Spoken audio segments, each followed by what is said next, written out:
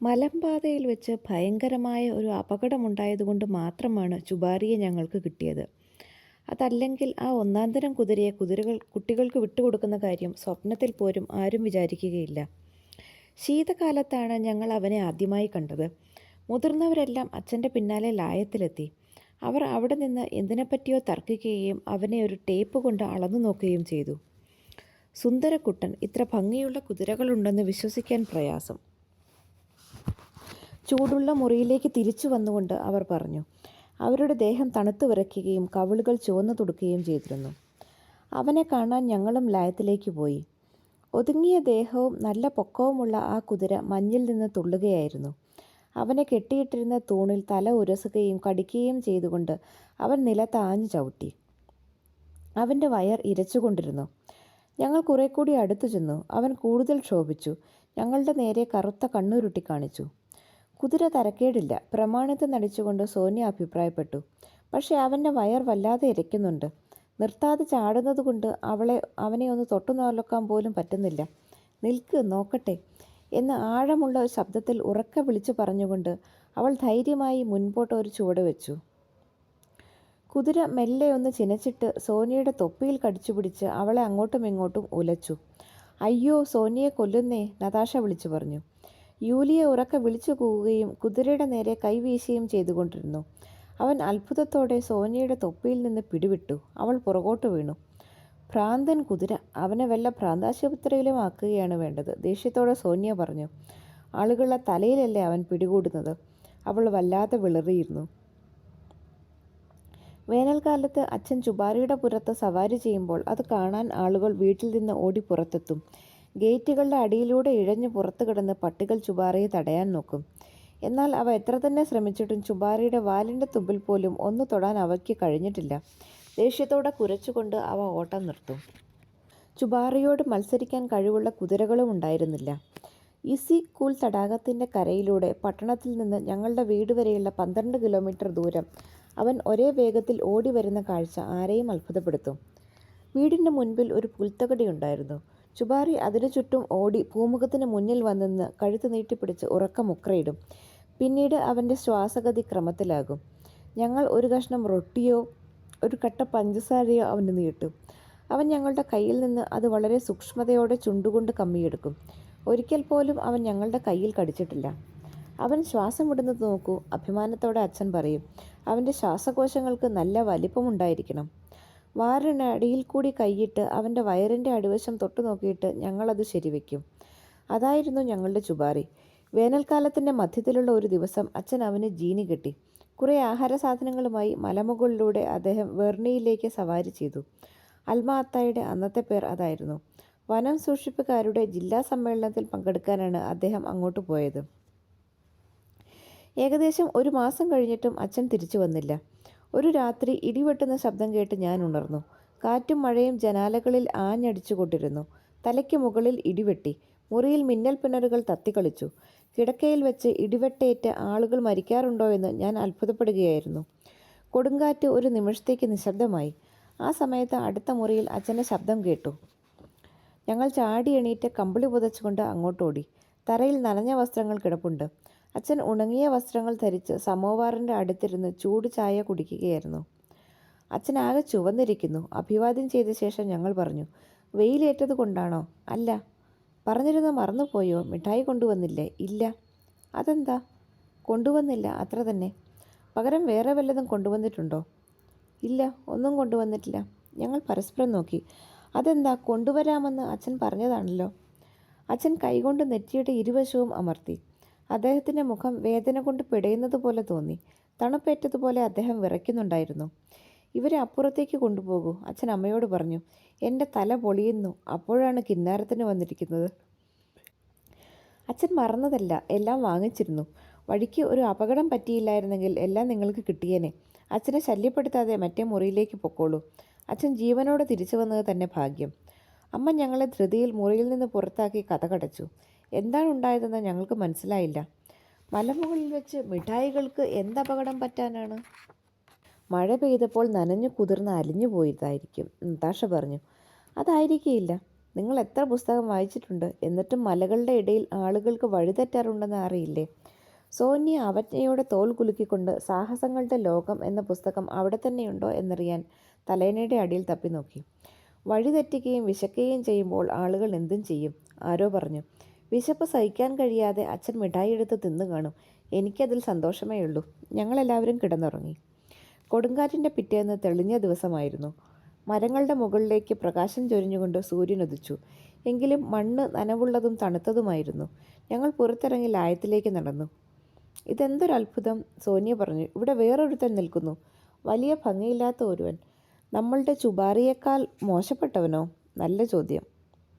പക്ഷെ ചുബാറി എവിടെ? നിർജീവമായ കണ്ണുകളുള്ള ഒരു ചെറിയ ചാവാലി കുതിരയാണ് മുൻപിൽ നിന്നിരുന്നത്. അത് മുക്രയിട്ടുകൊണ്ട് തല തിരിച്ച് വൈക്കോൽ ചവച്ചു തുടങ്ങി. അത്ര മോശമില്ല, അത് നമ്മളെ ശ്രദ്ധിക്കുന്നതേയില്ല. വാലാട്ടുന്നുണ്ട്.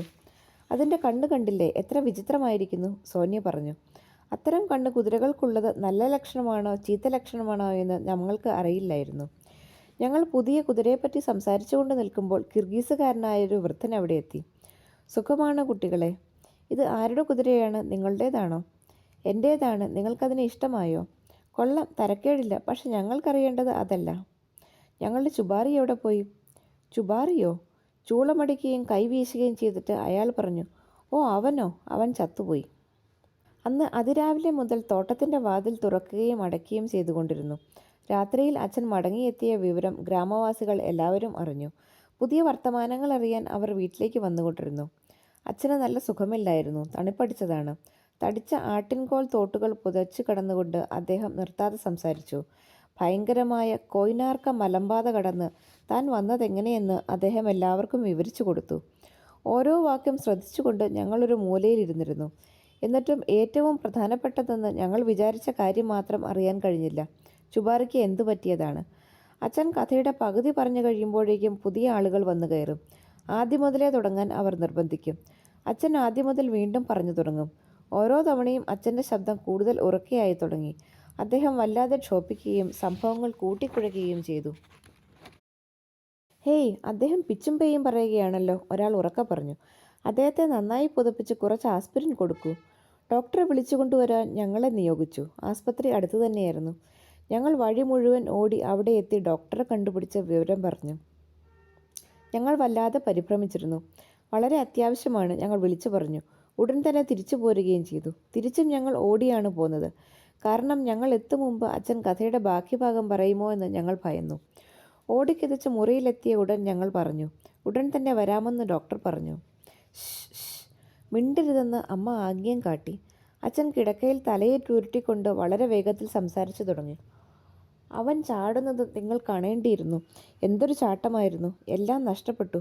തോക്കും പണവും ജീനിയും അതൊക്കെ എടുത്തുകൊണ്ട് വന്നാലേ പറ്റൂ. അവൻ ചാടിയത് നിങ്ങൾ കാണേണ്ടിയിരുന്നു. അവനെ രക്ഷിക്കണം. ഞാനിതാ തയ്യാറായി. അദ്ദേഹം ചാടി എണീറ്റിരുന്നു. അനങ്ങാതെ കിടക്കൂ. ഡോക്ടർ മുറിയിലേക്ക് വന്നു. എല്ലാം നഷ്ടപ്പെട്ടു, രക്ഷിക്കണം, അച്ഛൻ പറഞ്ഞു. ബോധമില്ലെന്ന് തോന്നുന്നു. പനി വളരെ മൂർച്ഛിച്ചിട്ടുണ്ട്, ഡോക്ടർ പറഞ്ഞു. വീട് മുഴുവൻ നിശബ്ദമായി. ഞങ്ങൾ ഒച്ച കേൾപ്പിക്കാതെ പെരുവിരൽ കുത്തിയാണ് നടന്നത്. ആരൊക്കെയോ വലിച്ചു പുറത്തെടുക്കണമെന്ന് അച്ഛൻ ഉറക്കെ വിളിച്ചു പറഞ്ഞുകൊണ്ടിരുന്നു. അദ്ദേഹം നിർത്താതെ എന്തൊക്കെയോ പുലമ്പിക്കൊണ്ടിരുന്നു. പിറ്റേന്ന് രാവിലെ അച്ഛനെ കാണാൻ ഞങ്ങളെ അനുവദിച്ചില്ല. യൂലിയ താക്കോൽപ്പഴുതിൽ ചെവി വെച്ച് ശ്രദ്ധിച്ചിട്ട് തിരിഞ്ഞു നിന്ന് ഒരു പുഞ്ചിരിയോടെ പറഞ്ഞു. കൊച്ചു കുഞ്ഞുങ്ങളെപ്പോലെ അച്ഛൻ സംസാരിക്കുന്നു. നല്ല തമാശയാണോ? യൂലിയ വീണ്ടും ഞങ്ങളുടെ നേരെ തലതിരിച്ചു. ഇത്തവണ അവളുടെ കണ്ണുകൾ ഈറനായിരുന്നു. ഞങ്ങൾ നിന്ന് ചിരിക്കുകയാണ്. സങ്കടം കൊണ്ട് അവൾ വിതുമ്പി. പക്ഷേ നമ്മുടെ അച്ഛൻ്റെ തൊണ്ടയിൽ ഒരു പരുവുണ്ടെന്നാണ് അവർ പറയുന്നത്. വൈകുന്നേരം അച്ഛൻ്റെ സ്ഥിതി കൂടുതൽ വഷളായി. രാത്രി മുഴുവൻ ഡോക്ടർ അച്ഛൻ്റെ മുറിയിലുണ്ടായിരുന്നു. പിറ്റേ ദിവസം രാത്രി ആസ്പത്രിയിൽ നിന്ന് ഒരു ഡോക്ടർ കൂടി വന്നു. അവർ കുറേ നേരം കൂടിയാലോചിച്ചിട്ട് മേശപ്പുറത്ത് തിളങ്ങുന്ന ചവണകളും കത്തിരികളും നിരത്തിവെച്ചു. അമ്മ അങ്ങേയറ്റം പരിഭ്രാന്തിയായിരുന്നു. വിളറിയ മുഖത്തോടെ ഡോക്ടറെ അടുത്ത് എന്ന് അവർ കെഞ്ചി. ഞാൻ ബോധം കെട്ട് വീഴുകയില്ല. ഞാൻ നിങ്ങളെ തടസ്സപ്പെടുത്തുകയുമില്ല. വല്ലതും എടുത്തു തരികയോ മറ്റോ വേണമെങ്കിൽ ഞാൻ സഹായിക്കാം. മുറിയിലൊരു ബേസിൻ കൊണ്ടുവച്ചു. പുറത്തുപോയി സമോവാർ കത്തിക്കാൻ അമ്മ ഞങ്ങളോട് പറഞ്ഞു. ഡോക്ടർമാർ ശസ്ത്രക്രിയ നടത്താൻ തയ്യാറായി. അതല്ലെങ്കിൽ അച്ഛൻ ശ്വാസം മുട്ടി മരിച്ചേക്കും. അമ്മ കുറേ പുസ്തകങ്ങളും നതാശയുടെ കളിപ്പാട്ടങ്ങളും എടുത്തുകൊണ്ടുവന്നു. ഒന്നും പേടിക്കാനില്ല കുട്ടികളെ, ഞങ്ങളുടെ വിഷമം കണ്ട് അമ്മ പറഞ്ഞു. ശബ്ദമുണ്ടാക്കാതെ നല്ല കുട്ടികളായിരിക്കൂ. എല്ലാം ശുഭമായി പര്യവസാനിക്കുമെന്നാണ് എൻ്റെ വിശ്വാസം. അമ്മ അകത്തേക്ക് പോയി. നല്ല കുട്ടികളായിരിക്കാൻ ഞങ്ങൾ ഓരോരുത്തരും ശ്രമിച്ചു. ഒരാളുടെ തൂവാല താഴെ വീണാൽ അതെടുത്തു കൊടുക്കാൻ ഞങ്ങൾ എല്ലാവരും കുനിയും. ആരുടെയെങ്കിലും ദേഹത്ത് അറിയാതെ ഒന്ന് തട്ടിയാൽ ഉടൻ ക്ഷമാപണം ചെയ്യുകയും വല്ലാതെ വേദനിച്ചോ എന്ന് ചോദിക്കുകയും ചെയ്തു. പെട്ടെന്ന് നതാഷ പറഞ്ഞു, ചുഴലിക്കാറ്റിൻ്റെ വാല് പറിച്ചു കളഞ്ഞത് ആരാണ്? ജീനിയും വിട്ടുകിടക്കുന്നു. ഓല്ലിയാണ് അത് ചെയ്തത്, എനിക്ക് തീർച്ചയുണ്ട്. ഞാനല്ല. നീ എപ്പോഴും എന്നെയാണ് കുറ്റപ്പെടുത്തുന്നത്. ആരാണ് ചെയ്തതെന്ന് നിനക്കറിയില്ല. എന്നിട്ട് എന്നെ കുറ്റപ്പെടുത്തുന്നു. എൻ്റെ ക്ഷമ നശിച്ചു. ഞാൻ നടാഷയുടെ മുടിയിൽ പിടിച്ചു വലിക്കാൻ കൈ നീട്ടി. സോനിയ ഉടൻ തന്നെ എൻ്റെ കൈക്ക് കടന്നു പിടിച്ചു. നിർത്ത്, ഈ സമയത്ത് വഴക്കുണ്ടാക്കാൻ പാടില്ല എന്ന് എൻ്റെ സാധനങ്ങളൊക്കെ അവൾ എടുക്കും. എൻ്റെ കുതിരയെ അവൾ ചീത്തയാക്കി. നതാഷ ചിണുങ്ങിക്കൊണ്ടിരുന്നു. നുണച്ചി, ഇന്നത്തെ ദിവസം നീ എന്തു വേണമെങ്കിൽ പറഞ്ഞോ. ഞാൻ നിന്നോട് ഇന്ന് വഴക്കിന് വരികയേയില്ല. അതുകൊണ്ട് നീ എന്തു വേണമെങ്കിൽ ചെയ്തോ. ഞാൻ നിന്റെ നേരെ തിരിഞ്ഞു നോക്കുക പോലുമില്ല. മിടുക്കി, അച്ഛനോട് ആർക്കാണ് കൂടുതൽ സ്നേഹമെന്ന് ഇപ്പോൾ തെളിഞ്ഞു. ഞാൻ പുസ്തകം എടുത്തുകൊണ്ട് മാറിയിരുന്നു. നതാഷ കുശുകുശുക്കുന്നത് ഞാൻ കേട്ടതായി നടിച്ചില്ല. അവൾ പലതവണ പറഞ്ഞു, അവളാണ് കുറ്റക്കാരി, എനിക്ക് തീർച്ചയുണ്ട്. സമയം എഴയുകയാണെന്ന് ഞങ്ങൾക്ക് തോന്നി. പുസ്തകങ്ങളും കളിപ്പാട്ടങ്ങളും താഴെയിട്ടിട്ട് ഞങ്ങൾ നിശബ്ദരായി അങ്ങോട്ടും ഇങ്ങോട്ടും നടന്നുകൊണ്ടിരുന്നു. എന്തെങ്കിലും ശബ്ദം കേൾക്കുന്നുണ്ടോ എന്നറിയാൻ ഞങ്ങൾ ചെവി കൂർപ്പിച്ചു. ജിക്ക എന്നു പേരുള്ള ഞങ്ങളുടെ പട്ടിയും ഞങ്ങളോടൊപ്പം ഉണ്ടായിരുന്നു.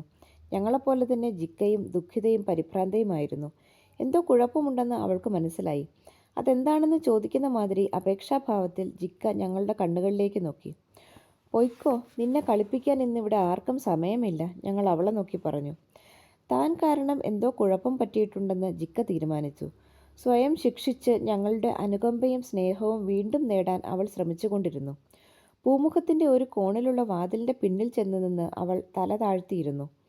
ഇടയ്ക്കിടെ അവൾ നെടുവീർപ്പിടുകയും കോട്ടുവായിടുകയും മോങ്ങുകയും ചെയ്യുന്ന ശബ്ദം ഞങ്ങൾക്ക് കേൾക്കാമായിരുന്നു. ഒടുവിൽ അച്ഛൻ കിടന്ന മുറിയുടെ വാതിൽ തുറക്കപ്പെട്ടു. ഡോക്ടറും അമ്മയും പുറത്തു വന്നു. ക്ഷീണം കൊണ്ട് അവർ തളർന്നിരുന്നെങ്കിലും മുഖം പ്രസന്നമായിരുന്നു. ശസ്ത്രക്രിയ കഴിഞ്ഞുവെന്നും ഇനിയൊന്നും പേടിക്കാനില്ലെന്നും അവർ ഞങ്ങളോട് പറഞ്ഞു. ഞങ്ങൾ പൂമുഖത്ത് നിന്ന് ചാടിയിറങ്ങി ആഹ്ലാദത്തോടെ വീടിന് ചുറ്റും ഓടി നടന്നു. മൂലയിൽ നിന്ന് ജിക്ക തലനീട്ടി. ഞങ്ങളെ അവൾ ഒന്നേ നോക്കിയുള്ളൂ. തൽക്ഷണം തന്നെ അവളുടെ ഭാവം മാറി. അവൾ ചാടി കളിക്കുകയും തലയുയർത്തിപ്പിടിച്ച് ഓടി ഞങ്ങളുടെ മുൻപിൽ കയറുകയും ചെയ്തു. അൽമ അത്തായിലെ സമ്മേളനം വിചാരിച്ചതിൽ കൂടുതൽ നീണ്ടുനിന്നു. ഒരു കുറുക്കുവഴിയെ വീട്ടിലേക്ക് മടങ്ങാൻ അച്ഛൻ തീരുമാനിച്ചു. അച്ഛനും ഒരു കിർഗീസ് ഫോറസ്റ്ററും കൂടെ ഏറ്റവും ദൈർഘ്യം കുറഞ്ഞതെങ്കിലും ഏറ്റവും ദുർഘടം പിടിച്ച വഴിയിലൂടെ പുറപ്പെട്ടു. പർവ്വതത്തിൻ്റെ മുകളിൽ ഏതാണ്ട് മലമ്പാതയുടെ അത്ര ഉയരത്തിൽ കയറിയിട്ട് വേണം മറുവശത്ത് ഇസിക്കോൾ തടാകത്തിൻ്റെ കരയിലെത്താൻ. വൈകുന്നേരമായപ്പോൾ അവർ പർവ്വതത്തിന് മുകളിലെത്തി. ആട്ടിടയന്മാരോടൊപ്പം അന്ന് രാത്രി അവർ അവിടെ കഴിച്ചു. പിറ്റേന്ന് ഉദിക്കുന്നതിന് മുൻപ് തന്നെ അവർ അവിടെ നിന്നും പുറപ്പെട്ടു. 2 ആഴ്ച മുഴുവൻ ചുബാറിയെ അൽമ അത്തായിലുള്ള ഒരു ലായത്തിൽ കെട്ടിയിട്ടിരിക്കുകയായിരുന്നു. അലസമായി നിന്നതുകൊണ്ട് അവന് വണ്ണം കൂടുകയും മാംസപേശികളുടെ അയവ് നശിക്കുകയും ചെയ്തു. അതിൻ്റെ ഫലമായി ആ യാത്ര അവന് ക്ലേശകരമായി തീർന്നു. ആദ്യ ദിവസം തന്നെ അവൻ വല്ലാതെ തളർന്നുപോയി. പായൽ പിടിച്ച പാറക്കെട്ടുകളുടെയും ചരൽ ഊർന്നു വീഴുന്ന മലഞ്ചെരിവുകളുടെയും ഇടയിലൂടെ ആടുകൾ നടന്നുണ്ടായ ആ ഇടുങ്ങിയ പാത വളഞ്ഞു പുളഞ്ഞു കിടന്നു. ചിലപ്പോൾ അഗാധമായ ഒരു കൊക്കയുടെ വക്കിലായിരിക്കും അത് ചെന്ന് ചേരുന്നത്. അപ്പോൾ കയറിയ വഴി മുഴുവൻ തിരിച്ചിറങ്ങി വേറൊരു പാത കണ്ടുപിടിക്കേണ്ടി വരും. ചിലപ്പോൾ പാറക്കെട്ടുകളുടെ നടുവിൽ അകപ്പെടും. അപ്പോൾ ചുബാറി എങ്ങോട്ട് പോകണമെന്നറിയാതെ നിസ്സഹായനായി നിൽക്കും. അവൻ്റെ കാൽക്കീഴിൽ നിന്ന് ഉരുളൻ കല്ലുകൾ ഊർന്നു വീണ്ടുകൊണ്ടിരിക്കും. ചുബാറിയെ പോലെയുള്ള ഒരു വലിയ കുതിരയ്ക്ക് സഞ്ചരിക്കാൻ പറ്റിയതായിരുന്നില്ല ആ വഴി. ചുബാറിയുടെ കാലുകൾ വിറയ്ക്കുന്നതും അവൻ ശ്വാസം വിടാൻ ആയാസപ്പെടുന്നതും വിശ്രമവേളയിൽ അവൻ ദുഃഖത്തോടെ തലകുനിച്ച് നിൽക്കുന്നതും അച്ഛൻ ശ്രദ്ധിച്ചു. കൂടെയുണ്ടായിരുന്ന മനുഷ്യൻ്റെ ചാവാലി കുതിരയ്ക്ക് ആടിനോടായിരുന്നു കൂടുതൽ സാമ്യം. അതിൻ്റെ പ്രതികരണം തീർച്ചും വ്യത്യസ്തമായിരുന്നു. കിർഗീസ് പ്രദേശത്ത് ജനിച്ചു വളർന്ന ഒരു കുതിരയായിരുന്നതുകൊണ്ട് മല കയറി അതിന് നല്ല പരിചയമായിരുന്നു. കുത്തനെയുള്ള ചെരുവുകളിൽ അത് നിലത്തിരുന്ന് ഊർന്നിറങ്ങും. സവാരിക്കാരൻ പുകവലിക്കാൻ താഴെ ഇറങ്ങുമ്പോൾ അത് ശാന്തമായി വാൽ വീശുകയും മുൾച്ചെടികൾ കരണ്ടു തിന്നുകയും ചെയ്തുകൊണ്ടിരിക്കും. നട്ടുച്ചയായപ്പോൾ അവർ കുത്തനെയുള്ള ഒരു പാറക്കെട്ടിനടുത്ത് കുതിരകളെ നിർത്തി. കൊയ്നാർസ്കി ഹിമാനിയുടെ വക്കിൽ അവർ എത്തിക്കഴിഞ്ഞു. ഹിമാനി താഴ്വരയിലെ വെളുപ്പ് കണ്ണഞ്ചിക്കുന്നതാണ്. അവിടെ ഇവിടെ കറുത്ത പുല്ലുകൾ പോലെ മുഴച്ചു നിൽക്കുന്ന പാറക്കെട്ടുകളുടെ അഗ്രങ്ങൾ മാത്രമാണ് അപകടം പതിയിരിക്കുന്നുവെന്ന് മുന്നറിയിപ്പ് തരുന്നത്. അവിടെ നിന്നും പുറത്തു കിടക്കണമെന്ന് ആഗ്രഹമുള്ളവർ വളരെ സൂക്ഷിക്കണം. കാറ്റ് മുഴക്കത്തോടെ ആഞ്ഞടിച്ചുകൊണ്ടിരുന്നു. പൊടിമഞ്ഞ് പുക പോലെ കാറ്റിൽ പടർന്നു. ആകാശം ഇരുണ്ടു. സവാരിക്കാർ കുതിരകളെ മുൻപോട്ട് തയ്ച്ചുകൊണ്ടിരുന്നു. ചുബാരി പല പ്രാവശ്യം തട്ടി വീണു. വീണ് അവൻ്റെ 2 മുട്ടുകളിൽ നിന്നും തൊലി പോയിരുന്നു. കിർഗീസ് ഫോറസ്റ്ററുടെ കുതിരയും ക്ഷീണിച്ചു തുടങ്ങി. കാർമേഘം തടിച്ചു കൂടുന്നത് കണ്ട ഉടൻ കിർഗീസുകാരൻ തൻ്റെ തലയിലെഴുത്ത് ഇങ്ങനെയായല്ലോ എന്ന് പറഞ്ഞ് വിലപിച്ചു തുടങ്ങി. കാറ്റ് മോങ്ങിക്കൊണ്ട് മലയിടുക്കിലൂടെ പാഞ്ഞു. പെട്ടെന്ന് മോങ്ങൽ ഒരു അലർച്ചയായി മാറി. ചുബാരി തളർന്നു കഴിഞ്ഞു. കാലുകൾ മുന്നോട്ട് വയ്ക്കാൻ ശക്തിയില്ലാതെ അവൻ നിന്നു. അച്ഛൻ താഴെ ഇറങ്ങി. ഒരു വശത്ത് നിന്നുകൊണ്ട് ചുബാറിയെ മുൻപോട്ട് നടത്താൻ അദ്ദേഹം ശ്രമിച്ചു. പക്ഷേ അവൻ കൂട്ടാക്കിയില്ല. ഒടുവിൽ കടിഞ്ഞാണിൽ പിടിച്ച് അദ്ദേഹം അവനെ മുന്നോട്ട് വലിച്ചുകൊണ്ടുപോയി. കുണ്ടും കുഴിയും നിറഞ്ഞ കുത്തനെയുള്ള വഴിയിലൂടെ നീണ്ട ഒരു ആട്ടിൻകോൽ തോട്ടും ധരിച്ച് ഒരു കുതിരയെ വലിച്ചുകൊണ്ടുപോകുന്നത് അത്ര എളുപ്പമായിരുന്നില്ല. മുൻപിൽ കിർഗീസുകാരൻ അയാളുടെ ചാവാലിക്കുതിരയുടെ പുറത്ത് സവാരി ചെയ്തുകൊണ്ടിരുന്നു. തിന്നുകൊഴുത്ത ഈ ഒന്നാന്തരം കുതിരയാകട്ടെ യജമാനൻ വലിച്ചുകൊണ്ട് നടക്കണം. അച്ഛൻ ശുണ്ഠിയോടെ കടിഞ്ഞാണിൽ വലിച്ചു. ചുബാരി തല ഉയർത്തി പിടിച്ചുകൊണ്ട് പുറകോട്ട് മാറി. അച്ഛന് ദേഷ്യം വന്നു. ഓഹോ, അങ്ങനെയാണ് നിന്നെ വലിച്ചുകൊണ്ടുപോകുന്നത് ഇഷ്ടമല്ല അല്ലേ? എങ്കിൽ കാണിച്ചു തരാം. അച്ഛൻ വീണ്ടും കുതിരപ്പുറത്ത് കയറി. ചാട്ടപ്പിടി കൊണ്ട് അദ്ദേഹം ചുബാറിയെ ഒന്നടിച്ചു. മലയിടുക്കിൽ നിന്ന് വലിയൊരു മേഘം മേൽപോട്ടുയർന്നു. രോമാവൃതനായ ഒരു കരടിയെപ്പോലെയായിരുന്നു അത്. മേഘം സവാരിക്കാരുടെ ഒപ്പമെത്തി. നിമിഷത്തിനുള്ളിൽ അത് അവരെ കടന്ന് മുൻപിലെത്തി. ഹിമാനി താഴ്വരയെ അവരുടെ ദൃഷ്ടിയിൽ നിന്ന് മറച്ചു. ഇരുട്ടിന് കട്ടികൂടി. ഒരു മിന്നൽ പിണർ അന്ധകാരത്തെ ഭേദിച്ചു. ഇടി മുഴങ്ങി. മലമുകളിൽ ഇടിവെട്ടുന്ന ശബ്ദം കേട്ടിട്ടില്ലാത്തവർക്ക് അതെങ്ങനെയിരിക്കുമെന്ന് ഊഹിക്കാൻ കഴിയില്ല. കറുത്ത ആകാശത്തിൽ നിന്ന് അത് താഴേക്ക് ഇരമ്പി വരുന്നു. കരിങ്കൽ പാറകൾ അത്യുച്ചത്തിൽ ഗർജിക്കുന്നു. കൂടുതൽ ഊക്കോടെ മാറ്റൊലി അത് ആവർത്തിക്കുന്നു. അത് നമ്മുടെ കാതടയ്ക്കുകയും നമ്മെ ഭയവിഹ്വലരാക്കുകയും ചെയ്യുന്നു. പ്രക്ഷുബ്ധമായ പ്രകൃതി ശക്തികളുടെ മുൻപിൽ താൻ കേവലം ഒരു മൺതരിയാണെന്ന് അവിടെ അകപ്പെടുന്ന മനുഷ്യന് തോന്നും. എത്ര ധൈര്യവാനായാലും താൻ നിസ്സഹായനാണെന്ന ബോധം അയാളെ തളർത്തും. ഇരുട്ടുകൊണ്ട് വഴി കാണാൻ പാടില്ലായിരുന്നു. സവാരിക്കാർ തപ്പിത്തടഞ്ഞ് മുൻപോട്ട് പോയിക്കൊണ്ടിരുന്നു. കാറ്റ് ഒരു ഹിമ കൊടുങ്കാറ്റായി മാറി. മേഘങ്ങൾ കൊണ്ടുവന്ന ഇരുട്ട് ഇപ്പോൾ രാത്രിയുടെ ഇരുട്ടിന് വഴിമാറിക്കൊടുത്തു. യാത്രക്കാർ കുതിരകളെ മുന്നോട്ട് പോകാൻ പ്രേരിപ്പിച്ചുകൊണ്ടിരുന്നു. ഹിമാനിയുടെ അറ്റത്ത് എത്രയും വേഗം എത്തണമെന്നായിരുന്നു അവരുടെ ഉദ്ദേശം. അവിടെ എത്താൻ 1 കിലോമീറ്ററിൽ കൂടുതലില്ലെന്ന് കിർഗീസ് ഫോറസ്റ്റർ അച്ഛനോട് തീർത്തും പറഞ്ഞു. പെട്ടെന്ന് ചുബാറി നിന്നു. അച്ഛൻ കടിഞ്ഞാണൊന്നിളക്കി, രണ്ടാമതും ഇളക്കി. പക്ഷേ ചുബാറി അനങ്ങിയില്ല. അച്ഛൻ ചാട്ടപ്പിടി കൊണ്ട് അവനെ അടിച്ചു. കുതിര മുന്നോട്ടാഞ്ഞെങ്കിലും വാശിയോടെ ഒരു വശത്തേക്ക് ചാടുകയാണ് ഉണ്ടായത്. ഇത് അപകടം പിടിച്ച ഒരു സ്ഥലമാണെന്നും മുൻപിൽ വഴിയില്ലെന്നും അവന് തോന്നിയിരിക്കും. പക്ഷേ അച്ഛൻ അവനെ മുന്നോട്ട് പോകാൻ നിർബന്ധിച്ചു. ചുബാറി മുൻകാലുകൾ പൊക്കി നിന്നിട്ട് സർവ്വശക്തിയുമെടുത്ത് മുന്നോട്ട് കുതിച്ചു. പിന്നീട് എന്ത് സംഭവിച്ചുവെന്ന് അച്ഛൻ അറിയില്ല. അദ്ദേഹം ജീനിയിൽ നിന്ന് തെറിച്ച് മഞ്ഞുകട്ടയുടെ മുകളിൽ ചെന്ന് വീണു. ചുബാറി മുൻപോട്ട് പോകാൻ മടിച്ചു നിന്നത് 2 പാറകളുടെ ഇടയിൽ മഞ്ഞു കുമിഞ്ഞുകൂടി കിടന്നിരുന്ന ഒരിടത്തായിരുന്നു. പൊടിമഞ്ഞ് ഒരു പാലം പോലെ ആ 2 പാറകൾക്കിടയിൽ അടിഞ്ഞുകൂടിയിരുന്നു. അതിൻ്റെ മുകൾ ഭാഗം ഉറച്ച് കട്ടിയായിരുന്നതുകൊണ്ട് ഉറപ്പും ബലവുമുള്ള ഒരു മഞ്ഞുകട്ടയാണ് അതെന്നേ തോന്നൂ. എന്നാൽ അതിൻ്റെ അടിയിൽ വായു നിറഞ്ഞ അഗാധമായ ശൂന്യതയാണ് ഉണ്ടായിരുന്നത്. ചുബാരി ചാടിയപ്പോൾ അവൻ്റെ മുഴുവൻ ഭാരവും മുൻകാലുകളാണ് താങ്ങിയത്. അവ ഉറച്ച മഞ്ഞു ഭേദിച്ച് പൊടിമഞ്ഞിൽ ആഴ്ന്നു. ചുബാറി നെഞ്ചുവരെ പൊടിമഞ്ഞിൽ ആണ്ടുപോയി. അവൻ വളരെ പ്രയാസപ്പെട്ട് ഒരിക്കൽ കൂടി ചാടി. ഇത്തവണ അവൻ്റെ മുൻകാലുകൾ സ്വതന്ത്രമായെങ്കിലും പിൻകാലുകൾ മഞ്ഞിൽ കൂടുതൽ ആഴത്തിൽ പുതഞ്ഞുപോയി. അവൻ പരിഭ്രാന്തനായി മഞ്ഞിൽ തൊഴിച്ചു തുടങ്ങി. അതിൻ്റെ ഫലമായി പൊടിമഞ്ഞു കൂനയുടെ ആ ഭാഗം ഇടിഞ്ഞ് അടിയിലേക്ക് ഊർന്നു തുടങ്ങി. ചുബാറി യജമാനോട് വിട ചോദിക്കാൻ എന്ന പോലെ ഒന്ന് ചിനച്ചു. പിൻകാലുകൾ കുത്തിനിന്ന അവൻ കൊക്കയിലേക്ക് സാവധാനം താണുകൊണ്ടിരുന്നു. ഹിമപ്രവാഹമുണ്ടായിരുന്നത് കിർഗീസുകാരൻ കണ്ടു. മിന്നലിൻ്റെ വെളിച്ചത്തിൽ വ്യക്തമായി ഒന്നും കാണാൻ അയാൾക്ക് കഴിഞ്ഞില്ല. കുതിരയും സവാരിക്കാരനും കൊക്കയിലേക്ക് താണുപോയിരിക്കുമെന്ന് അയാൾ തീരുമാനിച്ചു. അയാൾ കുതിരപ്പുറത്തു നിന്ന് താഴെ ഇറങ്ങി മഞ്ഞിൽ കുത്തിയിരുന്ന് കണ്ണുനീർ തൂകി.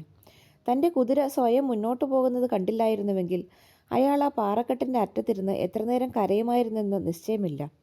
കുതിര തലകുനിച്ച് നിലം മണത്ത് നോക്കിക്കൊണ്ട് സൂക്ഷ്മതയോടെ മുന്നോട്ട് നടന്നു. അയാൾ അതിൻ്റെ പിന്നാലെ ഇഴഞ്ഞു ചെന്നു. ഇടയ്ക്കിടെ അയാൾ എണീറ്റ് വേച്ച് ഒന്നോ രണ്ടോ ചുവട് വയ്ക്കും, വീണ്ടും ഇഴയും. ഒടുവിൽ മഞ്ഞ് അവസാനിച്ചു. കുതിര നടപ്പ് നിർത്തി തിരിഞ്ഞു നോക്കി. ഫോറസ്റ്റർ കടിഞ്ഞാൻ പിടിച്ചെടുത്ത് കുതിരപ്പുറത്ത് കയറി. 2 മണിക്കൂർ കഴിഞ്ഞ് അയാൾ മലഞ്ചെരുവിലുള്ള ഒരു ഗ്രാമത്തിലെത്തി. ഒരു കൂടാരത്തിൽ നിന്ന് തീ കാഞ്ഞുകൊണ്ട് അയാൾ കൂട്ടുകാരനെയും കുതിരയെയും ശൈത്താൻ കൊക്കയിലേക്ക് വലിച്ചുകൊണ്ടുപോയ കഥ വിവരിച്ചു. ചുബാറി അപ്രത്യക്ഷനായ നിമിഷത്തിൽ ഒരു മിന്നലുണ്ടായി. പിന്നീട് വളരെ നേരത്തേക്ക് കൂരിരുട്ട് മാത്രം. അച്ഛൻ എഴുന്നേറ്റ് തൻ്റെ കുതിര അല്പം മുമ്പ് നിന്നിരുന്ന സ്ഥലത്തേക്ക് തുറച്ചു നോക്കി. കഷ്ടം, കഷ്ടം, അദ്ദേഹം വിലപിച്ചു. ഇത് ചുബാറിക്കറിയാമായിരുന്നു. എൻ്റെയും അവൻ്റെയും ജീവൻ രക്ഷിക്കാൻ വേണ്ടിയാണ് അവൻ ചെറുത്തു നിന്നത്. അദ്ദേഹം ആകാംക്ഷയോടെ അടുത്ത മിന്നൽ വരുന്നത് കാത്തുനിന്നു. ചുബാറി എവിടെയാണെന്ന് കണ്ടുപിടിക്കണം. തനിക്ക് അവൻ്റെ കടിഞ്ഞാണിൽ പിടികിട്ടിയാൽ മതിയായിരുന്നു. തൻ്റെ സഹായത്തോടെ അവൻ തീർച്ചയായും ഇഴഞ്ഞു പുറത്തു കിടക്കും. പെട്ടെന്നൊരു കൊള്ളിയാൻ മിന്നി. കറുത്ത വൃത്തത്തിന് നടുക്ക് വെളുത്ത പൊടിമഞ്ഞിൻ്റെ ഒരു സ്തൂപം മാത്രം കാണാനുണ്ടായിരുന്നു. ചുബാറിയുടെ കുഴിമാടമായിരുന്നു അത്. കൊടുങ്കാറ്റിൽ അച്ഛൻ ഇപ്പോൾ ഒറ്റയ്ക്കായി. ഒരു ചൂട് വെച്ചപ്പോൾ തന്നെ അദ്ദേഹം ഒരു കുഴിയിൽ വീണു. അച്ഛൻ ചൂളമടിക്കുകയും കിർഗീസ് ഫോറസ്റ്റർ കേൾക്കുമെന്ന പ്രതീക്ഷയോടെ ഉറക്കെ കൂവി വിളിക്കുകയും ചെയ്തു.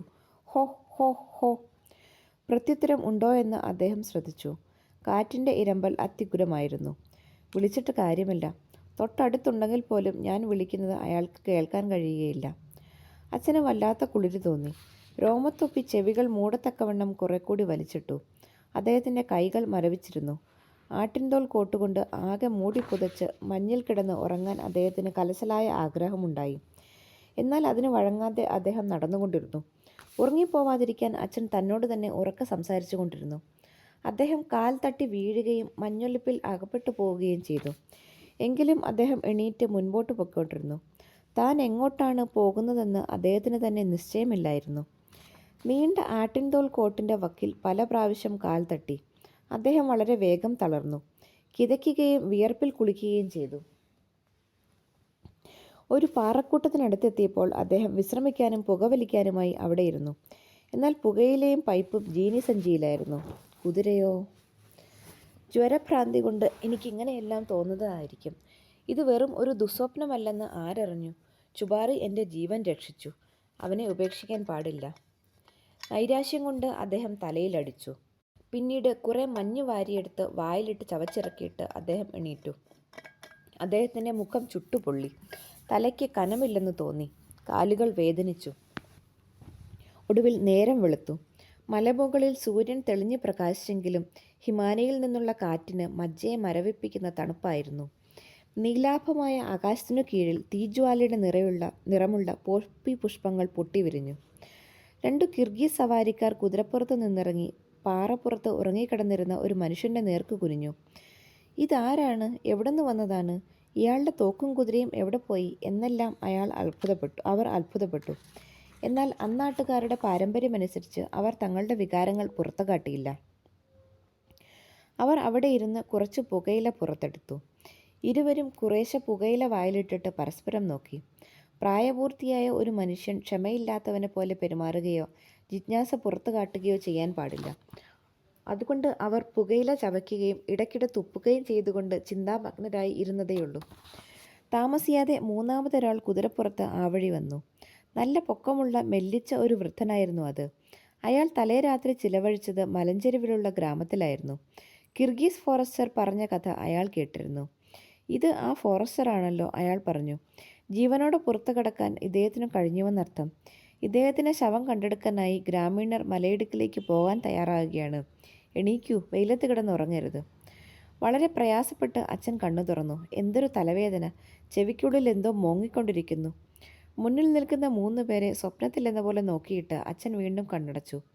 ആ വൃദ്ധൻ ഉടൻ തന്നെ അദ്ദേഹത്തെ തൻ്റെ കുതിരപ്പുറത്ത് എടുത്തു കിടത്തി ഞങ്ങളുടെ വീട്ടിലെത്തിച്ചു. ഏതാണ്ട് 1 മാസം കഴിഞ്ഞു. അച്ഛൻ സുഖം പ്രാപിച്ചു. ഗുരുതരമായ രോഗത്തിനു ശേഷം ആരോഗ്യം വീണ്ടു കിട്ടുന്നത് സന്തോഷപ്രദമാണ്. അദ്ദേഹം ഉല്ലാസത്തോടെ ചൂളമടക്കുകയും നന്നായി ഭക്ഷണം കഴിക്കുകയും ഒരുപാട് ഉറങ്ങുകയും തമാശകൾ പറഞ്ഞ് പൊട്ടിച്ചിരിക്കുകയും ചെയ്തു തുടങ്ങി. ഞങ്ങൾ മുഖം വീർപ്പിച്ചുകൊണ്ട് അത് നോക്കി നിൽക്കും. അച്ഛൻ ചിരിക്കുന്നത് കണ്ടില്ലേ? ലായത്തിന് മുൻപിൽ കൂടുമ്പോൾ ഞങ്ങൾ പറയും, ചുബാറിയെ അച്ഛൻ കൊന്നത് എന്തിനാണ്? അവൻ അച്ഛന് എന്ത് ദ്രോഹമാണ് ചെയ്തിട്ടുള്ളത്? ഒരു ദിവസം കിടക്കകൾ വെയിലത്തിടാൻ അമ്മ ഞങ്ങളോട് പറഞ്ഞു. ഞങ്ങൾ തലയിണകളും പുതപ്പുകളും ചുമന്നുകൊണ്ട് ഒരു സാർത്ഥവാഹക സംഘത്തെ പോലെ മുറ്റത്തേക്ക് നടന്നു. നല്ല വെയിലുണ്ടായിരുന്നതുകൊണ്ട് തലയണകൾ വളരെ വേഗം ചൂടായി. ഞങ്ങൾ അവ മറിച്ചിട്ടു. ആരുടെ തലയണയാണ് കൂടുതൽ ചൂടായത് എന്നതിനെപ്പറ്റി ഞങ്ങൾ തർക്കിച്ചു. എൻ്റേതാണ് ചുട്ടുപഴുത്തിരിക്കുന്നത്, നതാഷ ഉറക്കെ പറഞ്ഞു. ഇതിൽ ഒന്നിരുന്നു നോക്കൂ, പൊള്ളിയിട്ട് നിങ്ങൾ ചാടി എണീക്കും. അവൾ അതിലിരുന്നിട്ട് ഉടൻ തന്നെ ചാടി എണീറ്റു. ഞാനൊരു തലയണയിൽ ഒരു കമ്പുകൊണ്ടടിച്ച് അണുക്കളെ മുഴുവൻ നശിപ്പിക്കാൻ പോവുകയാണ്. ഇനി ഞങ്ങൾ എല്ലാവരും കമ്പുകൊണ്ട് തലയണകളിൽ അടി തുടങ്ങി. ഒരു പൊടിയുടെ തരി പോലും ഇതിൽ നിന്ന് കിട്ടുകയില്ല. ഞാനെടുത്ത് കാണിക്കാം എന്ന് പറഞ്ഞുകൊണ്ട് ഞാൻ എൻ്റെ കമ്പ് വീശി. കമ്പ് തലയണയിൽ പതിച്ച നിമിഷം തന്നെ യൂലിയ കരയുന്നത് കേട്ടു. അയ്യോ, നീ എൻ്റെ തലയിലാണ് അടിച്ചത്. നീ പുറകിൽ നിന്ന് പതുങ്ങി വന്നിട്ടല്ലേ? നീ വടി വീശിയത് എന്തിനാണ്? നീ വന്നത് ഞാൻ കണ്ടില്ല പോലും. നോക്കണമായിരുന്നു. എന്താണ് ചെയ്യേണ്ടത്? നീ തല പിന്നോക്കം പിടിക്കുക, അല്ലെങ്കിൽ ഒരുപാട് ചോര വരും. ചോര കണ്ട യൂലിയ ഉറക്കെ കരഞ്ഞു തുടങ്ങി. ആ സമയത്ത് സോനിയ ഓടി അവിടെ എത്തി. കരച്ചിൽ നിർത്ത്, ഇത് കേട്ടോളൂ, അവൾ പറഞ്ഞു. ചുബാരയുടെ വിവരം കിട്ടിയിരിക്കുന്നു. ഒരു കസാക്ക് ഫോറസ്റ്റർ പൂമുഖത്തിരുന്ന് അക്കാര്യം പറയുകയാണ്. ഇത്രയും പറഞ്ഞിട്ട് നതാഷയും വലിച്ചുകൊണ്ട് അവൾ ഓടി. ചുബാരയുടെ വിവരമോ? അതെന്തായിരിക്കും? ഞാൻ തോൾ കുലുക്കി. യൂലിയ കണ്ണും വീർത്ത മൂക്കും ഏപ്രൻ്റെ മൂല കൊണ്ട് തുടച്ചു. എൻ്റെ പ്രവൃത്തിയിൽ എനിക്ക് വിഷമം തോന്നി. ഞാൻ യൂലിയയോട് മാപ്പ് ചോദിച്ചു. പിണക്കം തീർത്ത് ഞങ്ങൾ ഇരുവരും പൂമുഖത്തേക്ക് ഓടി. ആഗതൻ സംസാരത്തിൽ മുഴുകിയിരിക്കുകയായിരുന്നു. അയാളുടെ തൊപ്പി തലയുടെ പുറകുവശത്തേക്ക് തള്ളി മാറ്റിയിരിക്കുന്നു. കാൽമുട്ടുകൾക്കിടയിൽ അയാളുടെ തോക്കിരിപ്പുണ്ട്. അയാൾ കൈവീശിക്കൊണ്ട് ഉദ്വേഗഭരിതനായി സംസാരിക്കുകയാണ്. എല്ലാവരും അതുതന്നെ ശ്രദ്ധിച്ചുകൊണ്ടിരുന്നു. ശബ്ദമുണ്ടാക്കാതെ ഞങ്ങൾ ഓടിക്കെത്തിച്ചെത്തിയപ്പോൾ അവർ പറഞ്ഞു, ചുബാരയുടെ കാര്യം പറയുകയാണ്. ഞാൻ ധൈര്യം കിട്ടാനായി കുറച്ച് വോഡ്ക കുടിച്ചിട്ട് കോട്ട് ഊരി മാറ്റിക്കൊണ്ട് അവരോട് പറഞ്ഞു, നിങ്ങൾ ശൈത്താനെ പേടിച്ചിരുന്നോളൂ, പക്ഷേ ഞാൻ അതിനെ കാർക്കിച്ചു തുപ്പും. ദുർദേവത എന്നൊന്നില്ല. നിങ്ങൾ എൻ്റെ നെഞ്ചത്തും കഷ്ടങ്ങളിലും കയർ കെട്ടി എന്നെ കുഴിയിലേക്ക് ഇറക്കൂ. ഒന്നും പേടിക്കാനില്ല. ഞാൻ ജീനിയും സഞ്ചികളും എടുത്തുകൊണ്ട് വരാം. അവർക്ക് സന്തോഷമായി. കാരണം കിർഗീസ് ആചാരപ്രകാരം അവർക്ക് കുഴിയിലിറങ്ങാൻ പാടില്ലായിരുന്നു. അവർ എൻ്റെ ദേഹത്തെ കയറുകൾ കെട്ടി എന്നെ കൊക്കയിലേക്ക് ഇറക്കി. ഞാൻ മഞ്ഞുകട്ടയുടെ മുകളിലൂടെ ഊർന്നു പൊക്കൊണ്ടിരുന്നു. കുത്തനെയുള്ള ഇറക്കമായിരുന്നു അത്. അവർ ആ കയർ വിട്ടാൽ എൻ്റെ കച്ചവടം കഴിഞ്ഞു. ഞാൻ ഞടുക്കത്തോടെ ഓർത്തു. താഴേക്ക് നോക്കാതിരിക്കുന്നതാണ് നല്ലത്. എന്തായാലും അടി കാണാൻ കഴിയുകയില്ല. അടി കാണാൻ പാടില്ലാത്ത അഗാധഗർത്തം. ചൂണ്ടയുടെ അറ്റത്ത് മണ്ണിര തൂങ്ങിക്കിടക്കുന്നത് പോലെ ഞാൻ ഒരു കയറിൽ തൂങ്ങിക്കിടക്കുകയാണ്. പെട്ടെന്ന് കാൽ കുത്തി നിൽക്കാൻ എനിക്ക് കഴിഞ്ഞു.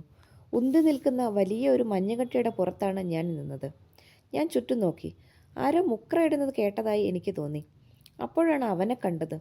പൊടിമഞ്ഞിൻ്റെ ഒരു ഭിത്തിയിൽ ചേർന്ന് നിൽക്കുകയായിരുന്നു അവൻ. മഞ്ഞണിഞ്ഞ് അവൻ ആകെ വെളുത്തിരുന്നു. കസാക്കുകാരൻ തലകുലുക്കി. ആ മനുഷ്യൻ സംസാരം നിർത്തി. പുകയില സഞ്ചി പുറത്തെടുത്തു. അയാളൊരു സിഗരറ്റ് ചുരുട്ടിയെടുക്കാൻ ആരംഭിച്ചു. എന്നാൽ ഞങ്ങൾ അക്ഷമരായി ചോദ്യങ്ങൾ വർഷിച്ചുകൊണ്ടിരുന്നതിനാൽ അയാൾക്കത് മുഴുവനാക്കാൻ കഴിഞ്ഞില്ല. അവനെ മുകളിൽ കയറ്റിയോ? അതെങ്ങനെ സാധിച്ചു? അവൻ വാസ്തവത്തിൽ ഇപ്പോഴും ജീവിച്ചിരിപ്പുണ്ടോ? അയാൾ ഉദ്വേഗപൂർവ്വം വീണ്ടും സംസാരിച്ചു തുടങ്ങി. കേവലം ഒരു മൃഗമാണെങ്കിലും എന്തൊരു ബുദ്ധിയായിരുന്നു അവന്. അവൻ ആ സമയം അത്രയും അനങ്ങാതെ അവിടെ നിൽക്കുകയായിരുന്നു. അവൻ കണ്ണുരുട്ടുക മാത്രമാണ് ചെയ്തത്. ഞാൻ അവൻ്റെ മേൽ ചാരി നിന്നുകൊണ്ട് വിചാരിച്ചു, എന്തൊരു ഏടാകൂടം, എങ്ങനെ ഇവനെ രക്ഷപ്പെടുത്താൻ കഴിയും? ഞാൻ കയർ 3 പ്രാവശ്യം വലിച്ചു. അതായിരുന്നു ഞങ്ങളുടെ അടയാളം. അവർ എന്നെ മുകളിലേക്ക് വലിച്ചു കയറ്റി തുടങ്ങി. സോനിയ മുഖം തിരിച്ചു. യൂലിയ ഏപ്രൺ കൊണ്ട് മുഖം മറച്ചു. നതാഷ അയാളുടെ അടുത്ത് ചെന്ന് വെയിൽ കൊണ്ട് കരിവാളിച്ച തൻ്റെ കുഞ്ഞി കൈകൾ കൊണ്ട് അയാളുടെ മുട്ടിന്മേൽ തലോടിയിട്ട് ചോദിച്ചു, എന്നിട്ടെന്തു പറ്റി? എന്നിട്ടോ? പറയാം. ഞാൻ മുകളിലെത്തിയപ്പോൾ ആളുകൾ എൻ്റെ ചുറ്റും തടിച്ചുകൂടി. അവർ ചോദിച്ചു, ജീനിയും സഞ്ചികളും എടുത്തു കൊണ്ടുവരാതിരുന്നത് എന്തിനാണ്? അത് കേട്ടപ്പോൾ എനിക്ക് കലിയിളകി. താഴെ ജീവനുള്ള ഒരു മൃഗം നിൽക്കുമ്പോൾ നിങ്ങൾക്ക് ജീനിയുടെ കാര്യമാണ് വിചാരം. അല്പം കഴിഞ്ഞ് ഞാൻ കൂട്ടിച്ചേർത്തു, എങ്ങനെയെങ്കിലും ആ കുതിരയെ രക്ഷിക്കണം. എന്നാൽ അവർ നിഷേധാർത്ഥത്തിൽ തലയാട്ടിക്കൊണ്ട് ഇങ്ങനെ പറഞ്ഞതേയുള്ളൂ, ഓയ് അതെങ്ങനെയാണ്? അത് സാധ്യമല്ല. കുതിര കുഴിയിൽ വീണെങ്കിൽ അത് അവിടെ കിടന്ന് ചാവട്ടെ. കുതിരയുടെ ജീവനേക്കാൾ വിലപിടിച്ചതാണ് ഒരു മനുഷ്യൻ്റെ ജീവൻ. അവർ ശഠിച്ചു. എന്നാൽ ഞാനും വിട്ടുകൊടുത്തില്ല. ഒടുവിൽ കിർഗീസുകാരിൽ ഒരുവൻ എന്നോടൊപ്പം വരാമെന്ന് സമ്മതിച്ചു. ഞങ്ങൾ കുറേ പലകകളും ഒരു കരിമ്പടവും എടുത്തുകൊണ്ട് കൊക്കയിലേക്ക് ഇറങ്ങി. അവനെ കണ്ടുപിടിക്കാൻ ഞങ്ങൾ വളരെ ബുദ്ധിമുട്ടി. അവൻ ചിനച്ചില്ലായിരുന്നെങ്കിൽ ഞങ്ങൾ അവനെ കടന്നുപോയേനെ. കാരണം മഞ്ഞിനും അവനും ഒരേ നിറമായിരുന്നു. സത്യം പറഞ്ഞാൽ എനിക്ക് തന്നെ വലിയ പ്രതീക്ഷയുണ്ടായിരുന്നില്ല. എങ്കിലും അവനെ മുകളിലെത്തിക്കാൻ ഞങ്ങൾക്ക് സാധിച്ചു. ഞങ്ങൾ കരിമ്പടം അവൻ്റെ ദേഹത്ത് ചുറ്റിക്കെട്ടി. വയറിനടിയിൽ പലകകൾ വെച്ച് കയറുകൊണ്ട് ചുറ്റിക്കെട്ടി അവനെ മുകളിലേക്ക് വലിച്ചു തുടങ്ങി. വലിച്ച് ഒടുവിൽ ഞങ്ങൾ അവനെ മുകളിൽ കയറ്റി. ഞാൻ കയറുകൾ അഴിച്ചുമാറ്റി. ആ വലിയ കരിമ്പടക്കെട്ടിൽ നിന്ന് ആവി മേഘം പോലെ മുകളിലേക്ക് ഉയർന്നു. ചുബാറയുടെ ദേഹം ചൂടാകുകയും അവൻ വിയർക്കുകയും ചെയ്തു. അവൻ്റെ രോമം മുഴുവൻ ചുരുണ്ടുകൂടിയിരുന്നു.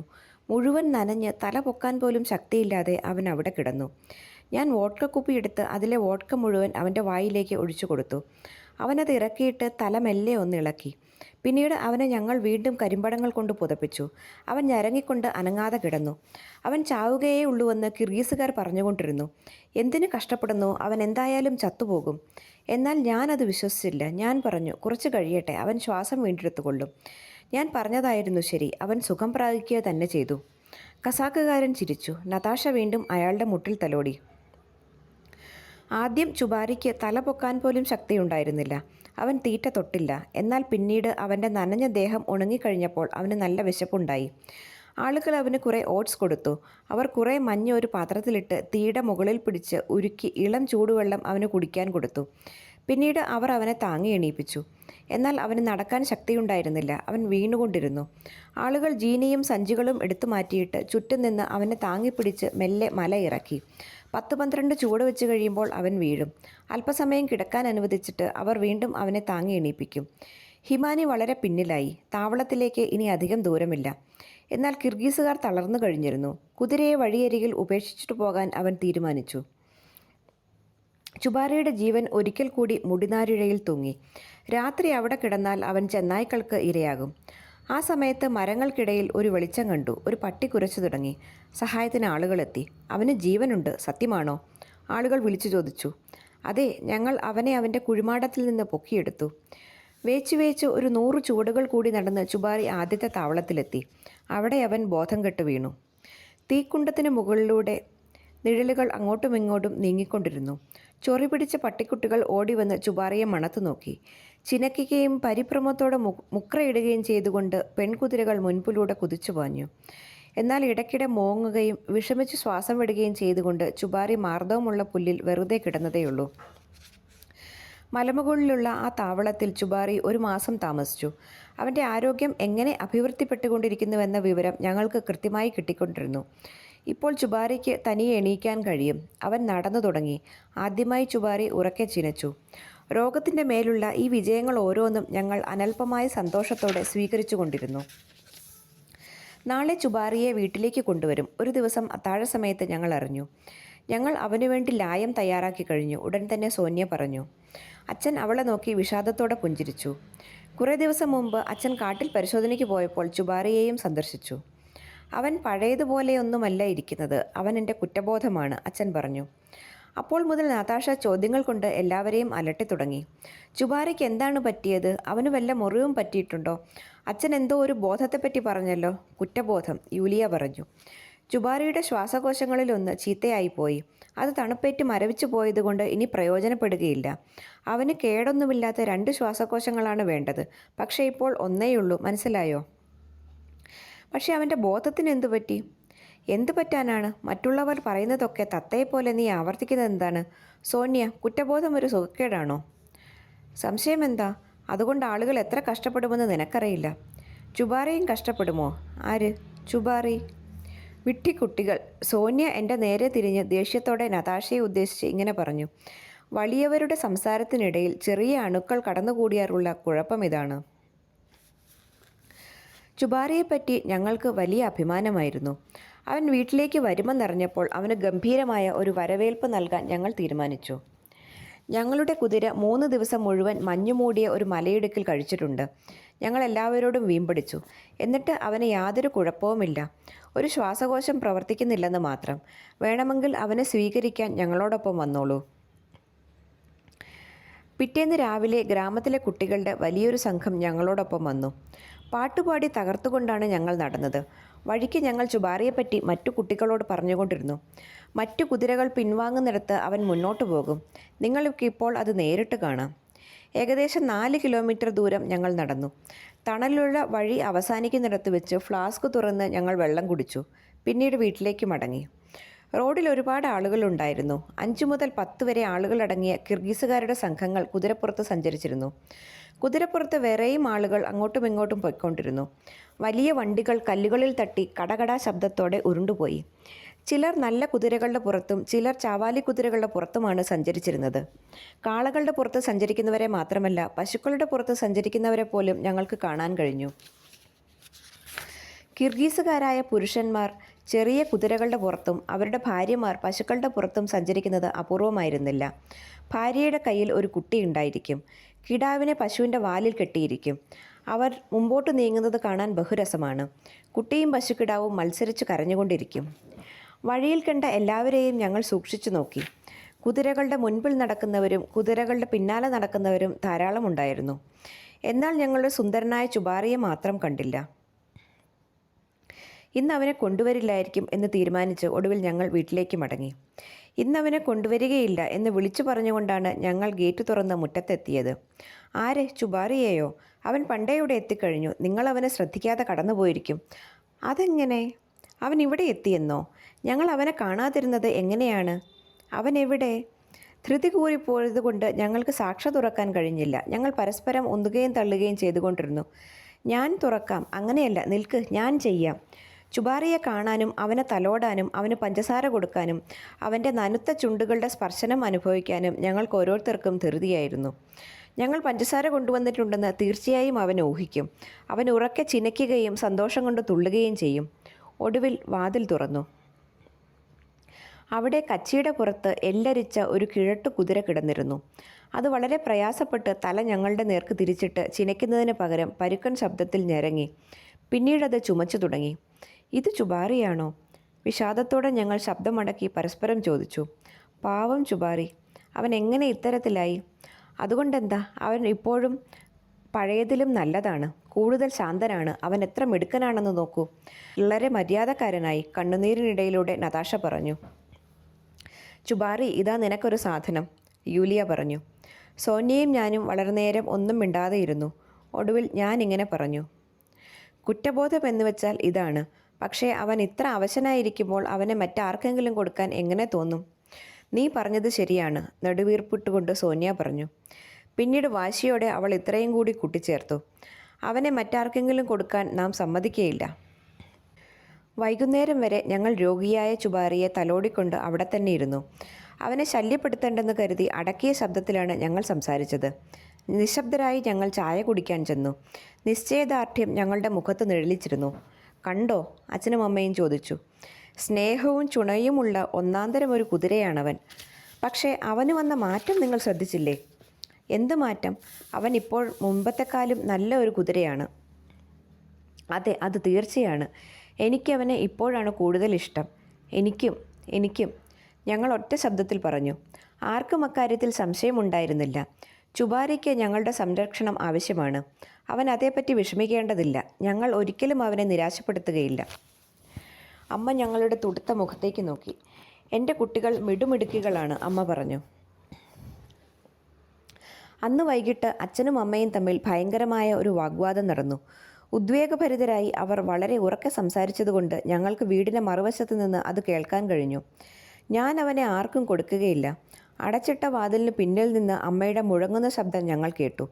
കാര്യം മനസ്സിലാക്കാതെയാണ് നീ സംസാരിക്കുന്നത്. ഏതായാലും അവൻ ചാവുകയുള്ളൂ. എങ്കിലെന്താ, ചാവുന്നെങ്കിൽ അവൻ ഇവിടെ കിടന്ന് ചത്തോട്ടെ. ഒരുപക്ഷെ അവൻ രക്ഷപ്പെട്ടെന്ന് വരാം. അവനാണ് നിങ്ങളുടെ ജീവൻ രക്ഷിച്ചത്. അവസാന കാലത്ത് അവനെ സംരക്ഷിക്കേണ്ടത് നമ്മുടെ കടമയാണ്. അവന് യാതൊരു മുട്ടും വരാൻ പാടില്ല. പക്ഷേ എൻ്റെ ജോലിക്ക് ഒരു നല്ല കുതിരയില്ലാതെ പറ്റില്ല. ഈ കിഴട്ട് കുതിര പോരാ. അത് കൊള്ളാം. അങ്ങനെയാണെങ്കിൽ മറ്റൊരു കുതിരയെ വാങ്ങിച്ചോളൂ. വേണ്ടെന്നാര് പറഞ്ഞു? ചുബാറിയെ കുട്ടികൾക്ക് കൊടുത്തേക്കൂ. അവർക്ക് അവനെ രക്ഷപ്പെടുത്താൻ സാധിച്ചാൽ അവൻ അവരുടേതായിരിക്കും. സോന്യ ഇത് കേട്ട് കൈകൊട്ടിക്കൊണ്ടു പറഞ്ഞു. എത്ര നല്ല അമ്മ! ഉദ്വേഗം കണ്ട് അവൾ അറിയാതെ വാതിൽ തള്ളി. ഞങ്ങൾ എല്ലാവരും മുറിയിലേക്ക് വീണു. പിറ്റേന്ന് രാവിലെ ഞങ്ങൾ ചുബാറിയുടെ അടുത്തെത്തി. അവൻ കിടന്ന കിടപ്പിൽ തന്നെ കിടക്കുകയാണ്. കച്ചി ചുറ്റും വിതറിക്കിടക്കുന്നത് മാത്രമായിരുന്നു ഒരേയൊരു വ്യത്യാസം. അവൻ്റെ കുറുനിരയിലും കുഞ്ചിരോമത്തിലും കച്ചി പറ്റിപ്പിടിച്ചിരുന്നു. എണീക്കാനുള്ള ശ്രമത്തിൽ അവൻ കാലുകളിട്ട് അടിച്ചതാവാം. ഇന്നലത്തെ നീണ്ട യാത്ര അവൻ്റെ ശക്തിയുടെ അവസാനത്തെ തുള്ളിയും ചോർത്തിക്കളഞ്ഞു. ഞങ്ങൾ അടുത്തു ചെന്നപ്പോൾ അവൻ എണീക്കാൻ വീണ്ടും ശ്രമിച്ചു. മുൻകാലുകൾ നീട്ടിവെച്ച് വളരെ പ്രയാസപ്പെട്ട് ദേഹം അല്പം പൊക്കി. പക്ഷേ അതുകൊണ്ട് ഫലമുണ്ടായില്ല. അവൻ്റെ പിൻകാലുകളും കൂരയും അനങ്ങാൻ കൂട്ടാക്കിയില്ല. ചുബാറി പൊത്തോന്ന് നിലത്ത് വീണു. അവൻ നെടുവീർപ്പിടുകയും തൊഴിക്കുകയും ചെയ്തു. പിന്നീട് വീണ്ടും എണീക്കാൻ ശ്രമിച്ചു. അവൻ എണീക്കാൻ പോവുകയാണ്. നമുക്കവനെ സഹായിക്കാം. സോന്യ തോളുകൊണ്ട് അവനെ താങ്ങി. ഞാനും അവളുടെ സഹായത്തിനെത്തി. ഒരു വണ്ടിക്കാരൻ അയാളുടെ കുതിര വീണുപോയപ്പോൾ അതിനെ അങ്ങനെ താങ്ങി എണീപ്പിക്കുന്നത് ഞങ്ങൾ കണ്ടിട്ടുണ്ട്. യൂലിയയും നതാഷയും ചുബാറിയുടെ വഴങ്ങാത്ത കാലുകൾ പിടിച്ച് നിലത്തുറപ്പിക്കാൻ ശ്രമിച്ചുകൊണ്ടിരുന്നു. അതാ അവൻ എണീറ്റ് തുടങ്ങി. എണീക്ക് ചുബാറി, എണീക്ക്. ഓ, നീ എന്തിനാണ് കൂക്കി വിളിക്കുന്നത്? നീയായിരുന്നെങ്കിൽ ഇപ്പോൾ കാണാമായിരുന്നു. ചുബാറി കാലുകൾ കവച്ചു വെച്ച് നിൽക്കുകയാണ്. വേദന കൊണ്ട് സോന്യയുടെ മുഖം പിടഞ്ഞു. ചുബാറി ഒരു കാൽ അവളുടെ പാദത്തിലാണ് ഉറപ്പിച്ചിരിക്കുന്നത്. ഞാൻ സോന്യയെ സഹായിക്കാനെത്തി. അല്ല, അങ്ങനെയല്ല, അവനെ തള്ളി മാറ്റണ്ട, മെല്ലെ കാൽ പിടിച്ച് അല്പം ഉയർത്തിയാൽ മതി. സോന്യയുടെ പാദത്തിൽ വലിയൊരു ചതവുണ്ടായിരുന്നു. ഇത് സാരമില്ല, വേഗം സുഖമായിക്കൊള്ളും, അവൾ പറഞ്ഞു. ലായത്തിൻ്റെ ഒരു മൂലയിൽ നിന്ന് നതാഷ ഒരു കഷ്ണം കടലാസ് എടുത്തു കൊണ്ടുവന്നു. അത് തുപ്പലുകൊണ്ട് അവൾ സോന്യയുടെ കാലിൽ ഒട്ടിച്ചു വെച്ചു. അല്ലെങ്കിൽ ഈച്ചയായിരിക്കും. തഴക്കം വന്ന ഒരു ഡോക്ടറുടെ ഭാവത്തോടെ അവൾ വിശദീകരിച്ചു. മതിലിനു പിന്നിലുള്ള പുൽത്തകടിയിൽ നിന്ന് പുല്ല് തിന്നാറാകുന്നതുവരെ ചുബാരിക്ക് ഞങ്ങൾ പുല്ല് പറിച്ചു കൊടുത്തു. അവൻ ലായത്തിനടുത്ത് വെയിൽ കാഞ്ഞുകൊണ്ട് സുഖമായി കിടക്കും. അവൻ്റെ മുന്നിലുള്ള പുല്ല് ഒരിക്കലും വാടിയതായിരിക്കുകയില്ല. ഞങ്ങൾ അക്കാര്യത്തിൽ പ്രത്യേകം ശ്രദ്ധിച്ചിരുന്നു. കൂടാതെ അവനെ ഇഷ്ടപ്പെടുമെന്ന് തോന്നുന്ന എല്ലാ സാധനങ്ങളും ഞങ്ങൾ അവന് കൊണ്ടുചെന്ന് കൊടുക്കാറുണ്ടായിരുന്നു. ഓട്സ്, റൊട്ടി, പഞ്ചസാരക്കട്ട മുതലായവ. പശുവിൻ്റെ തീറ്റ തയ്യാറാക്കുമ്പോൾ അതിൽ നിന്ന് കുറേ തട്ടിയെടുത്ത് ചുബാരിക്ക് കൊടുക്കാൻ ഞങ്ങൾ മറക്കാറില്ല. ഉണങ്ങിയ ത്രിപ്പർണിപ്പുല്ല് അരിഞ്ഞെടുത്ത് ചൂടുള്ള ധാന്യപ്പൊടി കുറുക്കിയതിൽ ഇട്ടിളക്കി ഉപ്പും ചേർത്ത് ഞങ്ങൾ രോഗിയെ തീറ്റി. ചുബാറി വളരെ കാലം മെലിഞ്ഞും വൃത്തികെട്ടുമിരുന്നു. എങ്കിലും ഞങ്ങളുടെ കണ്ണിൽ അവൻ സുന്ദരനായിരുന്നു. എന്നും രാവിലെ ഞങ്ങൾ അവൻ്റെ രോമം ചീകി മിനുക്കും. കുഞ്ചിരോമവും കുറുനിരയും വാലും പിന്നിട്ടിട്ട് അറ്റത്ത് നിറമുള്ള റിബണുകൾ കെട്ടും. നതാഷ അവൻ്റെ കുഞ്ചിരോമം ചീകി മിനുക്കുകയും പിന്നുകയും അവനോട് സംസാരിക്കുകയും ചെയ്തുകൊണ്ട് മണിക്കൂറുകൾ ചിലവഴിക്കുക പതിവായിരിക്കും. ചുബാറി അവളുടെ വർത്തമാനവും ചിരിയും സന്തോഷത്തോടെ കേട്ടുകൊണ്ടിരിക്കും. അവൻ ഒരു വശം തിരിഞ്ഞു കിടക്കുമ്പോൾ അവൻ്റെ വലിയ തല നതാഷയുടെ വയറ് വരെ എത്തും. ചിലപ്പോൾ അവൾ കുനിഞ്ഞ് അവൻ്റെ ചെവിയിൽ എന്തെങ്കിലും മന്ത്രിക്കുന്നത് കാണാം. അപ്പോൾ ചുബാറി തലകുലുക്കും. നതാഷ പൊട്ടിച്ചിരിച്ചുകൊണ്ട് പറയും, അത് സത്യമാണ്, നീ തലകുലുക്കുന്നത് എന്താ, ഞാൻ പറഞ്ഞത് വിശ്വാസമായില്ലേ. ഞങ്ങൾ സംസാരിച്ചുകൊണ്ട് എപ്പോഴും അവൻ്റെ അടുത്തിരിക്കുക പതിവായിരുന്നതുകൊണ്ട് അവനത് ശീലമായി. കുറേ നേരം ആരെയും കണ്ടില്ലെങ്കിൽ അവന് ഏകാന്തത അനുഭവപ്പെടും. വളരെ പ്രയാസപ്പെട്ട് അവൻ ചിനയ്ക്കും.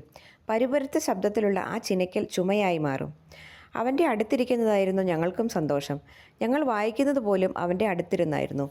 ഉറക്കവും കൂടി ലായത്തിലാക്കിക്കൊള്ളൂ. അച്ഛനും അമ്മയും ഞങ്ങളെ പരിഹസിക്കാറുണ്ടായിരുന്നു.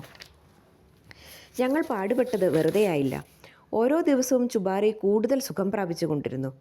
ആദ്യം അവൻ സൂക്ഷിച്ച് കാലുകൾ വെച്ചുകൊണ്ട് മുറ്റത്ത് നടന്നു തുടങ്ങി. പിന്നീട് തടാകത്തിൻ്റെ കരവരെ അവൻ പോയി. അവിടെ വെയിൽ കാഞ്ഞുകൊണ്ട് നിന്ന് അവൻ മയങ്ങും. കുളിക്കടവിൽ എപ്പോഴും നല്ല ബഹളമായിരുന്നു. ഞങ്ങൾ ഗ്രാമത്തിലെ മറ്റു കുട്ടികളുമൊത്ത് പകൽ മുഴുവൻ വെള്ളത്തിൽ നീന്തി കുളിക്കും. ഞങ്ങൾ കരയ്ക്ക് കയറുമ്പോൾ ചുബാറി കണ്ണു തുറക്കുകയും തല ഞങ്ങളുടെ നേർക്ക് നീട്ടുകയും ചെയ്യും. അവൻ്റെ നാസാദ്വാരങ്ങൾ വിറയ്ക്കുന്നുണ്ടാവും. ചുബാറി, ചുബാറി, ഞങ്ങൾ വെള്ളത്തിൽ കിടന്ന് വിളിക്കാറുണ്ട്. അവൻ തലയുയർത്തി നീല നിറമുള്ള വെള്ളത്തിലേക്ക് ഉറ്റുനോക്കും. ഞങ്ങളുടെ തല തിരിച്ചറിഞ്ഞാലുടൻ അവൻ നേർത്ത ശബ്ദത്തിൽ ചിനച്ചുകൊണ്ട് കരയിൽ ഉലാതെ തുടങ്ങും. ചിലപ്പോൾ അവൻ തടാകത്തിൽ ഇറങ്ങാൻ പോലും ധൈര്യപ്പെടും. അപ്പോൾ അവൻ്റെ കുഞ്ചിരോമത്തിൽ പിടിച്ച വെള്ളത്തിലേക്ക് അവനെ വലിക്കും. ചുബാറി മടിച്ചു നിൽക്കും. ആഴത്തിലിറങ്ങാൻ അവന് ആദ്യം ധൈര്യമുണ്ടായിരുന്നില്ല. എന്നാൽ ക്രമേണ അവൻ്റെ ഭയം നീങ്ങി. ഒടുവിൽ കുളിക്കുന്നത് അവന് ഇഷ്ടമായി തീർന്നു.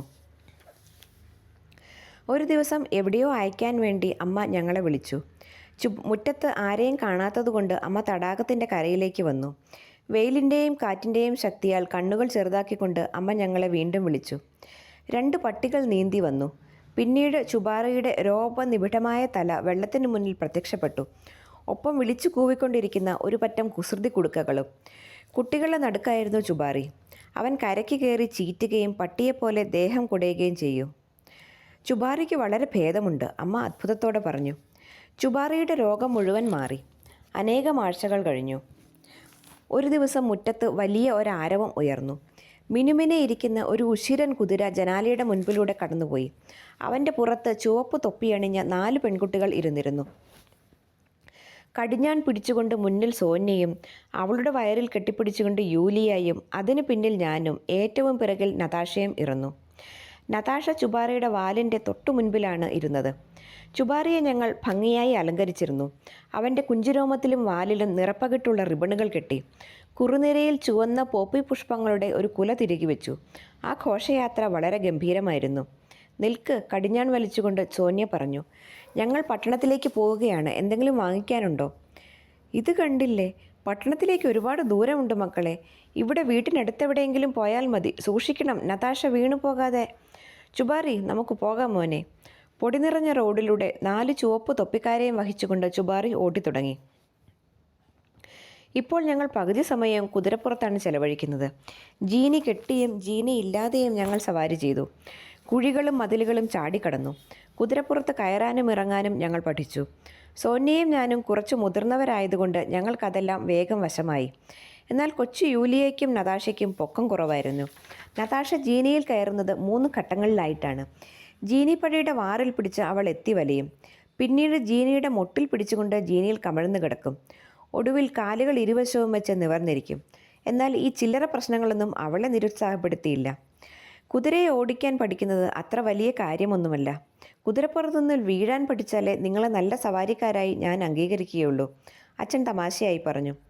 പിറ്റേ ദിവസം മുഴുവൻ ഞങ്ങൾ വീഴാൻ പരിശീലിക്കുകയായിരുന്നു. വൈക്കോൽ തുറുവിനടുത്ത് കൂട്ടിയിട്ടിരിക്കുന്ന വൈക്കോലിൻ്റെ അടുത്തുകൂടി കുതിരയെ ഓടിച്ച് അതിൻ്റെ പുറത്തേക്ക് വീഴാനാണ് ഞങ്ങൾ ഉദ്ദേശിച്ചത്. എന്നാൽ അതത്ര എളുപ്പമായിരുന്നില്ല. അറിയാതെ ഞങ്ങൾ കടിഞ്ഞാൻ പിടിച്ചു വലിക്കും. അങ്ങനെ വീഴുന്നത് രസകരമായിരുന്നില്ല. ഭംഗിയായി വീഴാൻ വളരെ പ്രയാസമാണ്, ഞങ്ങൾ അച്ഛനോട് തുറന്നു പറഞ്ഞു. എന്താ, നിങ്ങൾ പരീക്ഷിച്ചു നോക്കിയോ? ഉവ്വ്, പക്ഷേ ഞങ്ങൾക്കത് സാധിച്ചില്ല. സോനിക്ക് മാത്രമേ പറ്റിയുള്ളൂ. ഞങ്ങളുടെ പരിശീലന മുറ അച്ഛന് വിവരിച്ചു കൊടുത്തു. അച്ഛൻ നന്നായി ചിരിച്ചു. ശീതകാലം പതിവിലും വേഗം വന്നെത്തി. ഞങ്ങൾ തെന്നുവണ്ടിയിൽ ചുബാരയെ പൂട്ടി അതിലാണ് ദിവസവും രാവിലെ സ്കൂളിൽ പോകുന്നത്. കൃത്യം 7 മണിക്ക് പൂമുഖത്തിന് മുൻപിലെത്തുന്നത് അവന് ശീലമായി കഴിഞ്ഞു. രാവിലെ തെന്നുവണ്ടിയിൽ പൂട്ടിയാലുടൻ അവൻ ഗേറ്റ് തള്ളി തുറന്ന് മുറ്റത്ത് കയറി പൂമുഖത്തിന് മുന്നിൽ വന്ന് നിൽക്കും. സോന്യയും ഞാനും ഓടി വന്ന് തെന്നിവണ്ടിയിലേക്ക് ചാടി കയറിയിട്ട് വിളിച്ചു പറയും, ചുബാറി വേഗമാകട്ടെ, അല്ലെങ്കിൽ താമസിക്കും. നതാഷയും യൂലിയയും സ്കൂളിൽ പോകാൻ തുടങ്ങിയിരുന്നില്ല. രാവിലെ മുതിർന്നവർ എല്ലാവരും ജോലി തിരക്കിലായിരിക്കുന്നതുകൊണ്ട് യൂലിയ ആയിരുന്നു ഞങ്ങളുടെ സാരഥി. തടിയൻ കോട്ടും രോമത്തൊപ്പയും വലിയ കയ്യുറകളും ധരിച്ചുകൊണ്ട് അവൾ വണ്ടിക്കാരൻ്റെ ഇരിപ്പിടത്തിലേക്ക് കയറും. ഈ സമയത്ത് പൂമുഖത്ത് അമ്മയും നതാഷയും തമ്മിൽ എന്നും രാവിലെ പതിവുള്ള വാഗ്വാദം നടക്കുകയായിരിക്കും.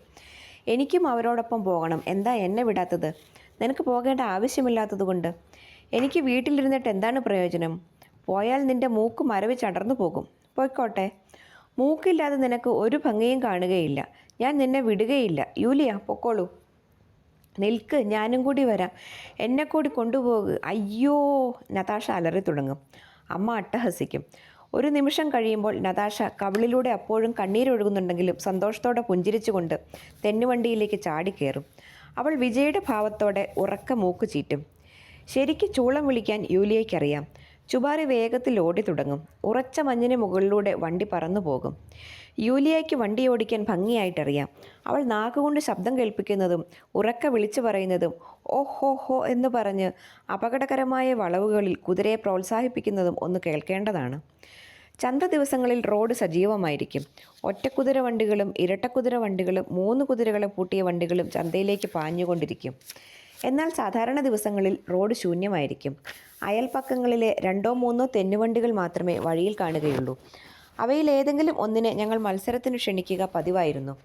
പിന്നിൽ നിന്ന് ഞങ്ങൾ വിളിച്ചു പറയും, നിങ്ങൾക്ക് ചുണയുണ്ടോ എന്ന് നോക്കട്ടെ. ചിരിയും ബഹളവും അന്തരീക്ഷത്തിൽ ഉയരും. ചുബാറി ഉദ്വേഗത്തിൽ വിറച്ചുകൊണ്ട് കടിഞ്ഞാണിൽ വരിക്കും. ഓഹോ ഹോ, ആഴമുള്ള പതിഞ്ഞ ശബ്ദത്തിൽ വിളിച്ചു പറയുമ്പോൾ അവളുടെ കണ്ണുകൾ കുസൃതി കൊണ്ട് വികസിക്കും. അയൽക്കാരൻ്റെ കുതിരകൾ മുൻപിൽ കുതിച്ചുപായും. ഞങ്ങൾ തൊട്ടുപുറകെ ഉണ്ടായിരിക്കും. റോഡിന് വീതി കുറവായിരുന്നു. എന്നാൽ കുറെ കഴിയുമ്പോൾ മുൻപിൽ കയറാൻ പറ്റിയ സന്ദർഭം വരും. ഹീ, യൂലിയ കൂവും. ഇത് കേട്ടാലുടൻ ഞങ്ങൾ എല്ലാവരും ചാടി എണീക്കും. ഏറ്റവും രസകരമായ നിമിഷമായിരുന്നു അത്. ആരോ ഞങ്ങളുടെ തെന്നുവണ്ടി പൊക്കിയെടുത്ത് മറ്റേ വണ്ടിയുടെ മുമ്പിൽ കൊണ്ടുവച്ചതായിട്ടാണ് ഞങ്ങൾക്ക് തോന്നുന്നത്. ഞങ്ങളിപ്പോൾ ആ കുതിരകളുടെ ഒപ്പം എത്തി. കുറച്ചു കഴിയുമ്പോൾ അവ ഉറക്ക മുക്രയിടുന്നത് ഞങ്ങളുടെ പിന്നിൽ നിന്നാവും. ചുബാരി കൂടുതൽ ഉത്സാഹത്തോടെ വേഗത കൂട്ടും. ഞങ്ങളുടെ സന്തോഷത്തിന് അതിരില്ല. ധൃതി കൂട്ടലിലെ കുട്ടികളെ, പതുക്കെ പോവിൻ, വഴിപോക്കർ വിളിച്ചു പറയും. ചുബാറി നിൽക്ക്, ആ ആമകൾ വരുന്നതുവരെ നമുക്ക് കാക്കാം. ഞങ്ങൾ മറ്റേ വണ്ടി ഒപ്പം എത്തുന്നതുവരെ അവിടെ നിൽക്കും. അതിൻ്റെ വണ്ടിക്കാരൻ ശുണ്ഠിക്കാരനായ ഒരു ചെറിയ വൃദ്ധനായിരുന്നു. താന്തോന്നികൾ, നോക്കിക്കോളൂ, ഞാൻ നിങ്ങളുടെ അച്ഛനോട് ഇക്കാര്യം പറഞ്ഞു കൊടുക്കുന്നുണ്ട്. പിന്നെ അദ്ദേഹം നിങ്ങളെ ഒറ്റയ്ക്ക് വിടുകയില്ല. വണ്ടിക്കാരനില്ലാതെ കുട്ടികളെ ഒറ്റയ്ക്ക് വിടുന്നത് നല്ലതിനല്ല. അതിനെന്താണ് കുഴപ്പം?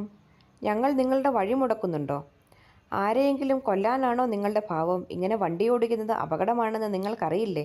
ഇന്ന് തന്നെ ഞാൻ നിങ്ങളുടെ അച്ഛനെ കാണുന്നുണ്ട്. നിങ്ങൾ ചെയ്യുന്നത് എന്താണെന്ന് ഞാൻ പറഞ്ഞു കൊടുത്തേക്കാം. ഞങ്ങളുടെ ഉത്സാഹം കെടും. നിങ്ങളുടെ കുതിര ഒന്നാം തരമാണ്, സോന്യ സ്നേഹഭാവത്തിൽ പറയും. എന്നെ പറ്റിക്കാൻ നോക്കേണ്ട.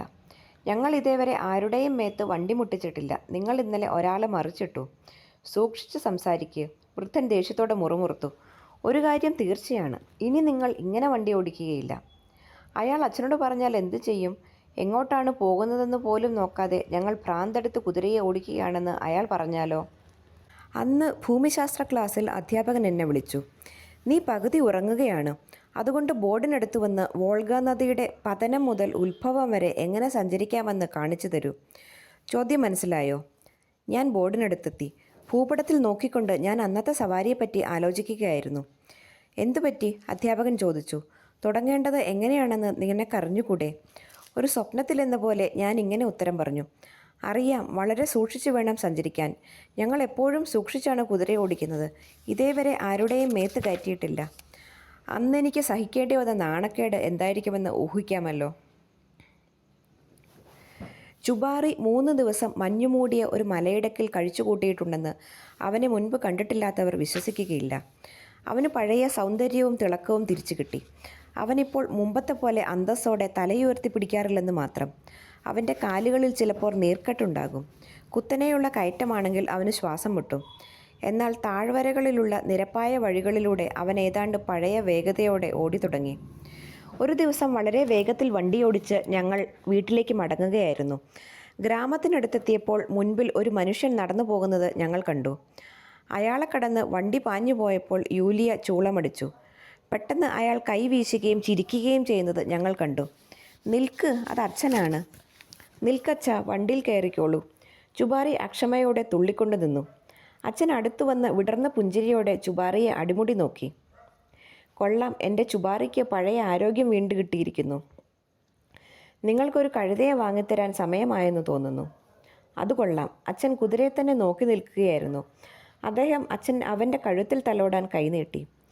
ചുബാറി ചീറിക്കൊണ്ട് മാറി നിന്നു. അവൻ ചെവി പിന്നിലേക്ക് പിടിക്കുകയും പല്ലിളിക്കുകയും ചെയ്തു. അവൻ്റെ കണ്ണിൽ വെറുപ്പ് നിഴലിച്ചു. എന്താണ് കുഴപ്പം മോനെ? നിനക്കിപ്പോഴും എന്നോട് വിരോധമാണോ? ചുബാറി ഇങ്ങനെ പെരുമാറാൻ കാരണമെന്തെന്ന് ഞങ്ങൾക്ക് മനസ്സിലായില്ല. അവനെ തലോടാൻ അച്ഛൻ വീണ്ടും ശ്രമിച്ചു. പക്ഷേ ചുബാറി വീണ്ടും പല്ലിളിച്ചു.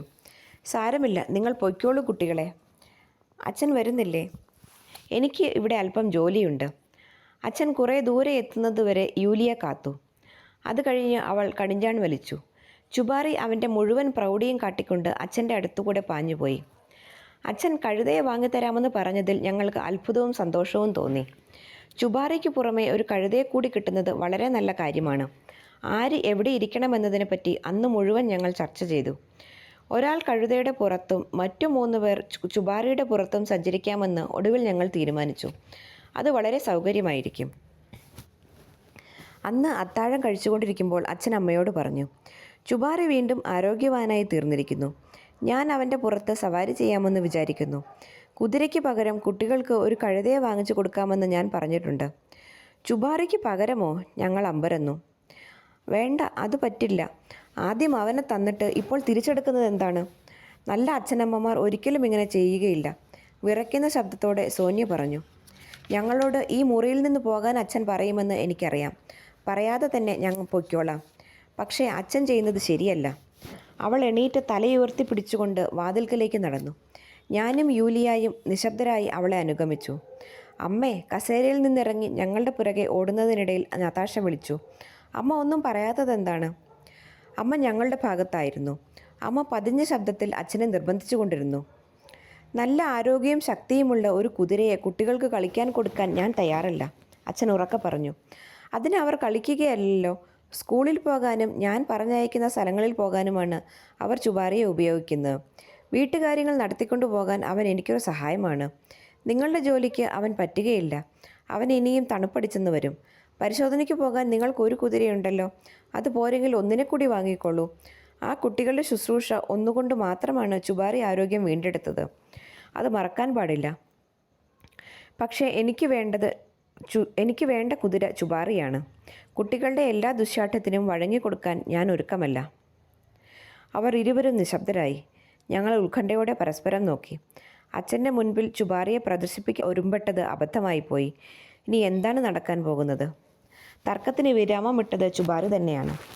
മലയിടുക്കിൽ കഴിച്ചുകൂട്ടിയ ഭയങ്കര സംഭവവും തുടർന്ന് ദീർഘകാലം താൻ അനുഭവിക്കേണ്ടി വന്ന യാതനയും ചുബാറി മറന്നിരുന്നില്ല. അവൻ അച്ഛനെ വലിയ പേടിയായിരുന്നു. അച്ഛനെ കാണുന്നതും അദ്ദേഹത്തിൻ്റെ ശബ്ദം കേൾക്കുന്നതും അവന് അസഹ്യമാണ്. അച്ഛൻ്റെ കയ്യിൽ നിന്ന് അവൻ ഒന്നും തിന്നുകയില്ല. അച്ഛൻ തലോടിയാലുടൻ അവൻ ചെവികൾ പിന്നിലേക്ക് പിടിക്കും. അത് അച്ഛന് രസിച്ചില്ല. കാരണം മുൻപ് അവന് അച്ഛനോട് വലിയ സ്നേഹമായിരുന്നു. ചുബാറിയെ ഇണക്കാൻ അച്ഛൻ പലതവണ ശ്രമിച്ചു. ഒരു ദിവസം വൈകിട്ട് അച്ഛൻ വീട്ടിലേക്ക് മടങ്ങി വരികയായിരുന്നു. പതിവിലും സന്തോഷത്തോടെയാണ് അച്ഛനന്ന് വീട്ടിലെത്തിയത്. ലായത്തിനടുത്തെത്തിയപ്പോൾ അകത്ത് കയറി ചുബാറിക്ക് ഒരു ആപ്പിൾ കൊടുക്കാൻ അച്ഛൻ തീരുമാനിച്ചു. അച്ഛൻ അകത്ത് കയറിയപ്പോൾ കുതിര ദേഷ്യത്തോടെ ചീറി. "അടങ്ങു മോനെ, നിനക്കെന്നെ മനസ്സിലായില്ലേ?" അച്ഛൻ സൗമ്യമായി പറഞ്ഞു. ചുബാറി അച്ഛനെ തിരിച്ചറിഞ്ഞു എന്നതിന് തർക്കമില്ല. അവൻ്റെ മാംസപേശികൾ വലിഞ്ഞു. പെട്ടെന്ന് അവൻ സർവ്വശക്തിയുമെടുത്ത് ഭിത്തിയിലേക്ക് തൊഴിച്ചു. അച്ഛനൊരു മൂലയിലേക്ക് ഓടിമാറി. കുതിര ക്ഷോഭമടക്കി ഇരുട്ടിലേക്ക് തുറച്ചു നോക്കിക്കൊണ്ടു നിന്നു. "ചുബാറി, നിനക്കെന്തു പറ്റി?" "ഹേ, ഇത് ഞാനാണ്. നീ നിന്റെ യജമാനെ തൊഴിക്കുമോ?" ഏതാനും ദിവസങ്ങൾ കഴിഞ്ഞപ്പോൾ ചാരനിറമുള്ള ഉശിരനായ ഒരു ഓട്ടക്കുതിരയെ അച്ഛൻ മുറ്റത്തേക്ക് ആനയിച്ചു. ഒന്നാന്തരം ഒരു സവാരി കുതിര, അഭിമാനത്തോടെ അച്ഛൻ പറഞ്ഞു. കാറ്റ് ചെവിയിൽ ചൂളമടിക്കുന്നത് കേട്ടുകൊണ്ട് ഒരു ചാരുകസേലയിലിരിക്കുന്നത് പോലെ ഇവൻ്റെ പുറത്തിരിക്കാം. ഞങ്ങൾ ലായത്തിൻ്റെ പിന്നിൽ നിന്ന് സന്തോഷം കൊണ്ട് തുള്ളിച്ചാടി. അധികകാലം കഴിയുന്നതിന് മുൻപ് തന്നെ അച്ഛനും ചുബാറിയും തമ്മിലുള്ള പിണക്കം തീർന്നു. എന്നാൽ ഞങ്ങളുടെ പ്രിയപ്പെട്ട ആ ചങ്ങാതിയെ തിരിച്ചെടുക്കാൻ അദ്ദേഹം പിന്നീട് ഒരിക്കലും ശ്രമിച്ചിട്ടില്ല. തടാകത്തിനടുത്തുള്ള ഗ്രാമത്തിൽ പുതിയൊരു ഡോക്ടർ വന്നു. ഉല്ലാസവാനായ തടിച്ച ഒരു മനുഷ്യനായിരുന്നു അദ്ദേഹം. മിഠായികളും ചൂണ്ടക്കുളുത്തുകളും വിസിലുകളും മറ്റു പല സാധനങ്ങളും എപ്പോഴും അദ്ദേഹത്തിൻ്റെ പോക്കറ്റിലുണ്ടാകും. ഹിമയുഗം എന്നാണ് അദ്ദേഹം ചുബാറിയെ വിളിച്ചിരുന്നത്. സുന്ദരങ്ങളായ ശാസ്ത്രീയ പദങ്ങൾ ഉപയോഗിച്ചുകൊണ്ടുള്ള അദ്ദേഹത്തിൻ്റെ സംസാര രീതി ഞങ്ങൾക്ക് ഇഷ്ടമായിരുന്നു. അദ്ദേഹത്തിൻ്റെ കീശകളും ഞങ്ങളെ ആകർഷിച്ചിരുന്നുവെന്ന് പറയേണ്ടതില്ലല്ലോ. ഡോക്ടറുടെ കുട്ടികൾ ഞങ്ങളുടെ തരപ്പടിക്കാരായിരുന്നു. അവർക്ക് കുതിരകളില്ലായിരുന്നുവെങ്കിൽ എല്ലാം ഭംഗിയായിരുന്നേനെ. ഡോക്ടറുടെ ചെമ്പൻ കുതിരകൾ ഞങ്ങളെ അസ്വസ്ഥരാക്കി. എന്നും സ്കൂളിൽ പോകുമ്പോൾ അവ ചുബാറിയുടെ മുൻപിൽ കയറും. അവ ഒന്നാന്തരം കുതിരകളാണെന്ന് മനസ്സില്ലാ മനസ്സോടെ ഞങ്ങൾക്ക് സമ്മതിക്കേണ്ടി വന്നു. ആദ്യ ദിവസം മുതലേ ഡോക്ടറുടെ കുട്ടികൾ ചുബാറിയെ പരിഹസിച്ചു തുടങ്ങി. "നിങ്ങളുടെ ഹിമയുഗത്തിന് ഞങ്ങളുടെ ഓർലിക്കിൻ്റെയും സ്മെയ്ക്കയുടെയും പിറകെ നടക്കാൻ പോലും യോഗ്യതയില്ല." "അതൊന്നുമല്ല, വേണമെന്ന് വെച്ചാൽ ചുബാറിക്ക് നിങ്ങളുടെ..." "എന്നാലൊന്ന് കാണട്ടെ." കണ്ണിൽ കണ്ട ചാവാലി കുതിരകളൊക്കെ മത്സരിക്കാൻ നടക്കുകയല്ല ഞങ്ങൾ. ചാവാലി കുതിരകളോടോ നിങ്ങൾക്ക് പേടിയാണ്, അതാണ് സത്യം. ഞങ്ങൾ പരമാവധി ക്ഷമിച്ചു നോക്കി. സ്കൂളിൽ പോകുമ്പോൾ മത്സരിച്ച് വണ്ടിയോടിച്ചാൽ ചുബാറിയെ തിരിച്ചെടുക്കുമെന്ന് അച്ഛനമ്മമാർ ഞങ്ങളെ താക്കീത് ചെയ്തിരുന്നു. എന്നാൽ ഞങ്ങൾ പേടികൊണ്ടാണ് മത്സരിക്കാൻ തയ്യാറാകാത്തതെന്ന് ഡോക്ടറുടെ കുട്ടികൾ വിചാരിച്ചത്. അവർ പരിഹാസം തുടർന്നുകൊണ്ടിരുന്നു. ഒടുവിൽ ഞങ്ങൾക്ക് സഹിക്കാൻ കഴിഞ്ഞില്ല. "ശരി, നമുക്ക് നാളെ കുറേ നേരത്തെ പുറപ്പെടാം. ആര് ജയിക്കുന്നതെന്ന് അറിയാമല്ലോ." ഞങ്ങൾ സമ്മതിച്ചു. പിറ്റേന്ന് രാവിലെ 6 മണിക്ക് തന്നെ ഞങ്ങൾ വീട്ടിൽ നിന്നിറങ്ങി അവരെ കാത്ത് റോഡിൽ നിന്നു. യൂലിയ അവളുടെ തൊപ്പിയുടെ ചരട് താടിക്ക് കീഴെ മുറുക്കി കെട്ടിവെച്ചു. ഞങ്ങൾ ഡോക്ടറുടെ വീട്ടിലേക്ക് നോക്കി. ഗേറ്റ് മലർക്കെ തുറന്നു വെച്ചിരുന്നു. ചെമ്പൻ കുതിരകൾ രണ്ടും പൂമുഖത്തിന് മുൻപിൽ നിൽക്കുന്നുണ്ട്. എല്ലാവരും പുറത്തേക്ക് വന്ന് വണ്ടിയിൽ കയറി പുറപ്പെട്ടു. പാലത്തിൻ്റെ മുകളിൽ കുതിരകളുടെ കുളമ്പടി കേട്ടു. വളവ് വന്നപ്പോൾ അവർ അപ്രത്യക്ഷരായി. ഇപ്പോൾ അവർ ഞങ്ങളുടെ അടുത്തെത്തി. "അവൻ തുടങ്ങട്ടെ." എൻ്റേതല്ലാത്ത ഒരു ശബ്ദത്തിൽ ഞാൻ വിളിച്ചു പറഞ്ഞു. തെന്നുവണ്ടി നീങ്ങിത്തുടങ്ങി. കുടുക്കം കൊണ്ട് എൻ്റെ പല്ലുകൾ കൂട്ടിയിടിച്ചു. ഞങ്ങൾ പാടത്തെത്തി. ആദ്യത്തെ വളവ് തിരിയുന്നിടത്ത് മത്സരം തുടങ്ങണമെന്നും മലയുടെ അടിവാരത്തിൽ കൽത്തൂണുകൾ നിൽക്കുന്നിടത്ത് അവസാനിപ്പിക്കണമെന്നുമായിരുന്നു തീരുമാനം. ഉത്കണ്ഠ കൊണ്ട് ഞങ്ങളൊന്നും സംസാരിക്കാതെയിരുന്നു. തണുപ്പ് അതികഠിനമായിരുന്നെങ്കിലും യൂലിയ കയ്യുറകൾ എടുത്തു മാറ്റി. "ചൂടാണ്." തെന്നുവണ്ടിയിലേക്ക് അവ വലിച്ചെറിഞ്ഞുകൊണ്ട് കുതിര പറഞ്ഞു. കുതിരകളെല്ലാം ഒറ്റ നിരയായി മുൻപോട്ട് കുതിച്ചുകൊണ്ടിരുന്നു. ആ പ്രഭാതം ഞാൻ ഒരിക്കലും മറക്കുകയില്ല. വെളുത്ത വയലിനു മുകളിൽ തണുത്ത മൂടൽമഞ്ഞ് പടർന്നിരുന്നു. സൂര്യൻ ഉദിച്ചു വരുന്നതേയുള്ളൂ. ആളൊഴിഞ്ഞ മിനുസമുള്ള വഴിയിലൂടെ 2 തെന്നുവണ്ടികൾ ഒരുമിച്ച് പാഞ്ഞുകൊണ്ടിരുന്നു. എതിരാളികൾ തുടക്കത്തിൽ മുൻപിൽ കയറാൻ യൂലിയ അനുവദിച്ചില്ല. ചിലപ്പോൾ അവൾ അങ്ങനെ ചെയ്യാറുണ്ടായിരുന്നു. അവരോടൊപ്പം ഒറ്റ വരിയായി നീങ്ങാൻ ശ്രമിക്കുകയാണ് അവൾ ചെയ്തത്. ചുബാറി നല്ല വാശിയിലായിരുന്നു. വീതിയുള്ള മലയിടുക്കിലെത്താൻ ഞങ്ങൾ കാത്തിരുന്നു. അത് കഴിഞ്ഞാൽ തീരുമാനിക്കും ആരു ജയിക്കുമെന്ന്. പിന്നീടുള്ള വളവിനപ്പുറം വഴി വളരെ ഇടുങ്ങിയതാണ്. 2 വണ്ടികൾക്ക് ഒരുമിച്ച് കടന്നു പോകാൻ സാധ്യമല്ല. ഇപ്പോൾ ഞങ്ങൾ മുൻപിൽ കടന്നില്ലെങ്കിൽ അവർ ജയിക്കും. യൂലിയയ്ക്ക് അതറിയാമായിരുന്നു. അവൾ അതിന് പരമാവധി ശ്രമിച്ചു. മലയിടുക്കിനടുത്തെത്തി. ഇപ്പോഴും ഞങ്ങൾ അവരുടെ ഒപ്പമാണ്. വളവിനപ്പുറത്ത് ഒരു കുന്നും പിന്നീട് ഒരു ചെറിയ കയറ്റവുമുണ്ട്. അവിടെ ഒരു പഴയ വഴിയുണ്ടായിരുന്നു. ആളൊഴിഞ്ഞ ആ വഴിയെ പോയാൽ ദൂരം ലാഭിക്കാം. പക്ഷേ അത് കുത്തനെയാണ് കിടക്കുന്നത്. യൂലിയ തിരിഞ്ഞ് ഞങ്ങളെ നോക്കി. പഴയ വഴിയിലൂടെ പോകാം, സോനിയ വിളിച്ചു പറഞ്ഞു. ആ നിമിഷം തന്നെ ഡോക്ടറുടെ തെന്നുവണ്ടി ഞങ്ങളെ കടന്ന് മുൻപോട്ട് പാഞ്ഞു. ഞങ്ങൾ നേരെ തിരിഞ്ഞ് ഒരു മഞ്ഞൊലിപ്പ് ചാടിക്കടന്ന് പഴയ വഴിയിലൂടെ കുത്തനെ ഇറങ്ങുകയും മുകളിലേക്ക് കയറുകയും അവരുടെ തൊട്ടു മുന്നിൽ എത്തുകയും ചെയ്തു. ഓയ് ഓയ്, കിർഗീസുകാരനായ വണ്ടിക്കാരൻ പറഞ്ഞു. മിടുക്കികൾ. ഇനി പുഴവക്കിലുള്ള ഇടുങ്ങിയ വളവിൽ അവർ ആദ്യം എത്താതെ നോക്കണം. പിന്നിൽ കിർഗീസുകാരൻ ചാട്ട വീശുന്ന ശബ്ദം ഞങ്ങൾ കേട്ടു. പുഴയ്ക്കരികിലുള്ള വഴക്കിലൂടെ ചുബാറി പാഞ്ഞുകൊണ്ടിരുന്നു. കൽത്തൂണുകൾ കാണാറായി. അവസാനത്തെ വളവാണ്. അയ്യോ! തെന്നുവണ്ടി പെട്ടെന്ന് പുറകോട്ട് ചെരിഞ്ഞു. ഞങ്ങളെല്ലാവരും മഞ്ഞിലേക്ക് ഉരുണ്ടു വീണു. ചെമ്പൻ കുതിരകൾ പാഞ്ഞുപോയി കൽത്തൂണുകളുടെ അടുത്തുള്ള നിശ്ചിത സ്ഥലത്ത് കിടക്കുന്നത് ആ കിടപ്പിൽ ഞാൻ കണ്ടു. വണ്ടിയുടെ തെന്നുപലകകൾ പുറകോട്ട് ചെരിഞ്ഞതാണ്. മുറിവ് പറ്റിയിട്ടുണ്ടെങ്കിലും യൂലിയ അപ്പോഴും വണ്ടി ഓടിക്കുന്നയാൾക്കുള്ള ഇരിപ്പിടത്തിൽ തന്നെ ഇരുന്നിരുന്നു. അവൾ വണ്ടി ഓടിച്ച് വഴിയിൽ കയറ്റിയിട്ട് ചുബാറിയെ നിർത്തി. ഞങ്ങൾ തൊപ്പികളും പുസ്തകങ്ങളും പെറുക്കിയെടുക്കുന്നത് ദുഃഖത്തോടെ അവൾ നോക്കി നിന്നു. ഞങ്ങൾക്കാർക്കും ശരിക്ക് നടക്കാൻ വയ്യായിരുന്നു. ഞങ്ങൾ പള്ള തടവിക്കൊണ്ട് നിന്നു. ഡോക്ടറുടെ മൂത്ത മകളും വണ്ടിക്കാരനും ഓടി വന്നു. എന്തെങ്കിലും പറ്റിയോ? എന്തെങ്കിലും പറ്റിയോ? എല്ലൊന്നും ഒടിഞ്ഞിട്ടില്ലല്ലോ, ഉത്കണ്ഠയോടെ അവർ വിളിച്ചു ചോദിച്ചു. എങ്കിലും ജയിച്ചതിലുള്ള ആഹ്ലാദം അവരുടെ ശബ്ദത്തിൽ നിഴലിച്ചിരുന്നു. ഇല്ല, എല്ലൊന്നും ഒടിഞ്ഞിട്ടില്ല, സോനിയ പറഞ്ഞു. അവർ സന്തോഷത്തോടെ സ്വന്തം വണ്ടിയുടെ അടുത്തേക്ക് തിരിച്ചുപോയി. ഞങ്ങളോടെന്തോ വിളിച്ചു പറഞ്ഞുകൊണ്ട് അവർ വണ്ടി ഓടിച്ചു തുടങ്ങി. പണ്ടൊരു കവി പറഞ്ഞിട്ടുള്ളതുപോലെ പിന്നീട് ഞങ്ങൾ മുറിവുകളുടെ കണക്കെടുത്തു തുടങ്ങി. സോനിയയുടെ തള്ളവിരൽ ഉളുക്കി. യൂലിയയുടെ ചുണ്ടു പൊട്ടി ചോരയൊലിച്ചു. വണ്ടി പുറകോട്ടാഞ്ഞപ്പോൾ അവളുടെ വായ വണ്ടിയുടെ അറ്റത്ത് മുട്ടിയതാണ്. നതാഷയുടെ നെറ്റിൽ ഒരു വലിയ മുഴയും മൂക്കിലൊരു ചതവും ഉണ്ടായിരുന്നു. എൻ്റെ കാൽ മുഴുവൻ വേദനിച്ചു. ഞങ്ങൾക്ക് 4 പേർക്ക് മുറിവ് പറ്റിയിരുന്നു. എങ്കിലും അതാരു ഗൗനിക്കാൻ പോകുന്നു? ചെമ്പൻ കുതിരകൾ ജയിച്ചതാണ് ഞങ്ങളെ ഏറ്റവും കൂടുതൽ വേദനിപ്പിച്ചത്. വസന്തമായപ്പോഴേക്കും ചുബാറി മുഠാളനും വഴക്കാളിയുമായ പഴയ ചുബാറിയായി കഴിഞ്ഞു. അബദ്ധത്തിന് ആരെങ്കിലും ഗേറ്റ് തുറന്നിട്ടാൽ ചുബാറി നിരത്തിലിറങ്ങി കാണുന്ന കുതിരകളോടെല്ലാം യുദ്ധം ചെയ്യും. വണ്ടിയിൽ പൂട്ടിയിട്ടിരിക്കുമ്പോൾ പോലും യുദ്ധം ചെയ്യാൻ അവന് മടിയുണ്ടായിരുന്നില്ല. നിരത്തിൻ്റെ മറുവശത്ത് ഒരു കുതിര നിൽക്കുന്നത് കണ്ടാലുടൻ അവൻ ചെവികൾ കൂർപ്പിക്കുകയും കഴുത്ത് വളയ്ക്കുകയും ചെയ്തുകൊണ്ട് സാവധാനം തെന്നുവണ്ടി തിരിച്ച് അവിടെ എത്തും. ആ കുതിരയെ അവൻ മണത്തു തുടങ്ങും. അവ മുഖത്തോട് മുഖം നോക്കി കഴുത്ത് വളയ്ക്കുകയും അക്ഷമയോടെ കാലുകൾ നിലത്ത് ആഞ്ഞു ചവിട്ടുകയും ചെയ്തുകൊണ്ട് വളരെ നേരം അങ്ങനെ നിൽക്കും. പെട്ടെന്ന് ഉറക്കെ ചിനയ്ക്കുകയും തലകുലുക്കുകയും ചെയ്തുകൊണ്ട് അവ വീണ്ടും പരസ്പരം മണത്തു നോക്കും. വണ്ടികളിൽ പൂട്ടിയിട്ടിരിക്കുമ്പോഴാണ് ഇത് നടക്കുന്നത്. സ്വതന്ത്രരാണെങ്കിൽ അവ രണ്ടാമത് മണം പിടിച്ചു കഴിഞ്ഞാലുടൻ പരസ്പരം കഴുത്തിൽ കടിക്കും, അല്ലെങ്കിൽ തിരിഞ്ഞു നിന്ന് തൊഴിക്കും. ഗ്രാമത്തിനടുത്തുള്ള കുന്നുകളിൽ വസന്തകാലത്ത് അനേകം കുതിരകൾ മേയുന്നുണ്ടാവും. അവയുടെ കൂട്ടത്തിൽ കൂടാൻ ചുബാറി എപ്പോഴും ശ്രമിച്ചുകൊണ്ടിരുന്നു. അത് സാധിക്കുമ്പോഴെല്ലാം അവൻ ദേഹം മുഴുവൻ മുറിവുകളും ചതവുകളുമായിട്ടായിരിക്കും തിരിച്ചു വരുന്നത്. ഒരിക്കൽ അവൻ്റെ കണ്ണിൽ കനത്ത ഒരു പ്രഹരമേറ്റു. അതിൻ്റെ ഫലമായി അവൻ്റെ കണ്ണിൽ ഒരു പാട ഉണ്ടായി. പൊടിച്ച പഞ്ചസാര ക്ഷമയോടെ അവൻ്റെ കണ്ണിലേക്ക് ഊതിക്കയറ്റി ഞങ്ങൾ അത് ഭേദമാക്കി. മറ്റൊരവസരത്തിൽ അവൻ്റെ തോളിന് കീഴെ ഒരു വലിയ മുറിവുണ്ടായി. ഞങ്ങൾ അതിൽ തൈലം പുരട്ടുകയും ഒരു കൂട്ടമായി പറന്നെത്തിയ ഈച്ചകളെ ആട്ടിയോടിക്കുകയും ചെയ്തു. ഒരാഴ്ച മുഴുവൻ ഞങ്ങൾക്ക് ആശുപത്രിയുടെ മണമായിരുന്നു. ചുബാറി കുതിരകളുടെ അടുത്തേക്ക് ഓടിപ്പോകും. അവ അവനെ കൊല്ലുകയും ചെയ്യും. ഗേറ്റ് അടിച്ചിടൂ, ചുബാറി ഓടിപ്പോകും. ആരാണ് ഗേറ്റ് തുറന്നിട്ടത്? ലായം പൂട്ടണം എന്നിങ്ങനെയുള്ള പ്രഭാതം മുതൽ പ്രദോഷം വരെ ഞങ്ങളുടെ വീട്ടിൽ മുഴങ്ങിക്കൊണ്ടിരുന്നു. ഞങ്ങൾക്ക് വീട്ടുജന്തുക്കളും കാട്ടുജന്തുക്കളുമായി അനേകം വളർത്തുമൃഗങ്ങളുണ്ടായിരുന്നു. ചുബാറിയുടെ അത്രയും ശ്രദ്ധയും ശുശ്രൂഷയും അവർക്കൊന്നും ആവശ്യമായിരുന്നില്ല.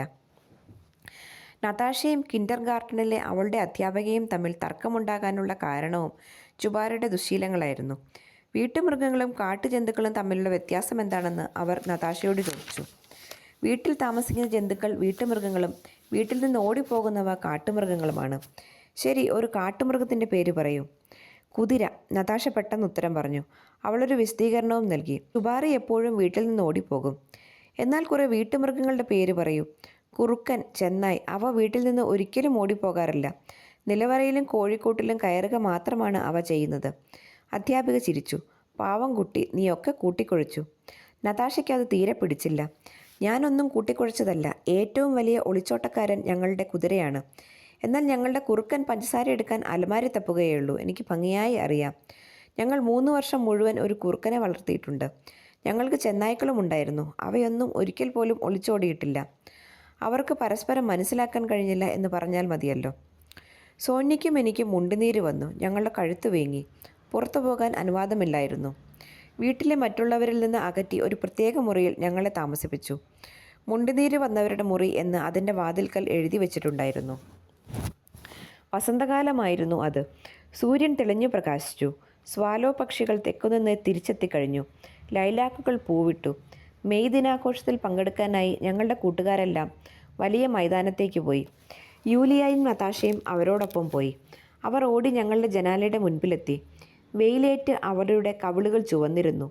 തൊലി പൊളിഞ്ഞു പൊയ്ക്കൊണ്ടിരുന്ന മൂക്ക് ജനാലച്ചില്ലിൽ അമർത്തിക്കൊണ്ട് അവർ ചിരിക്കുകയും വർത്തമാനം പറയുകയും ചെയ്തു.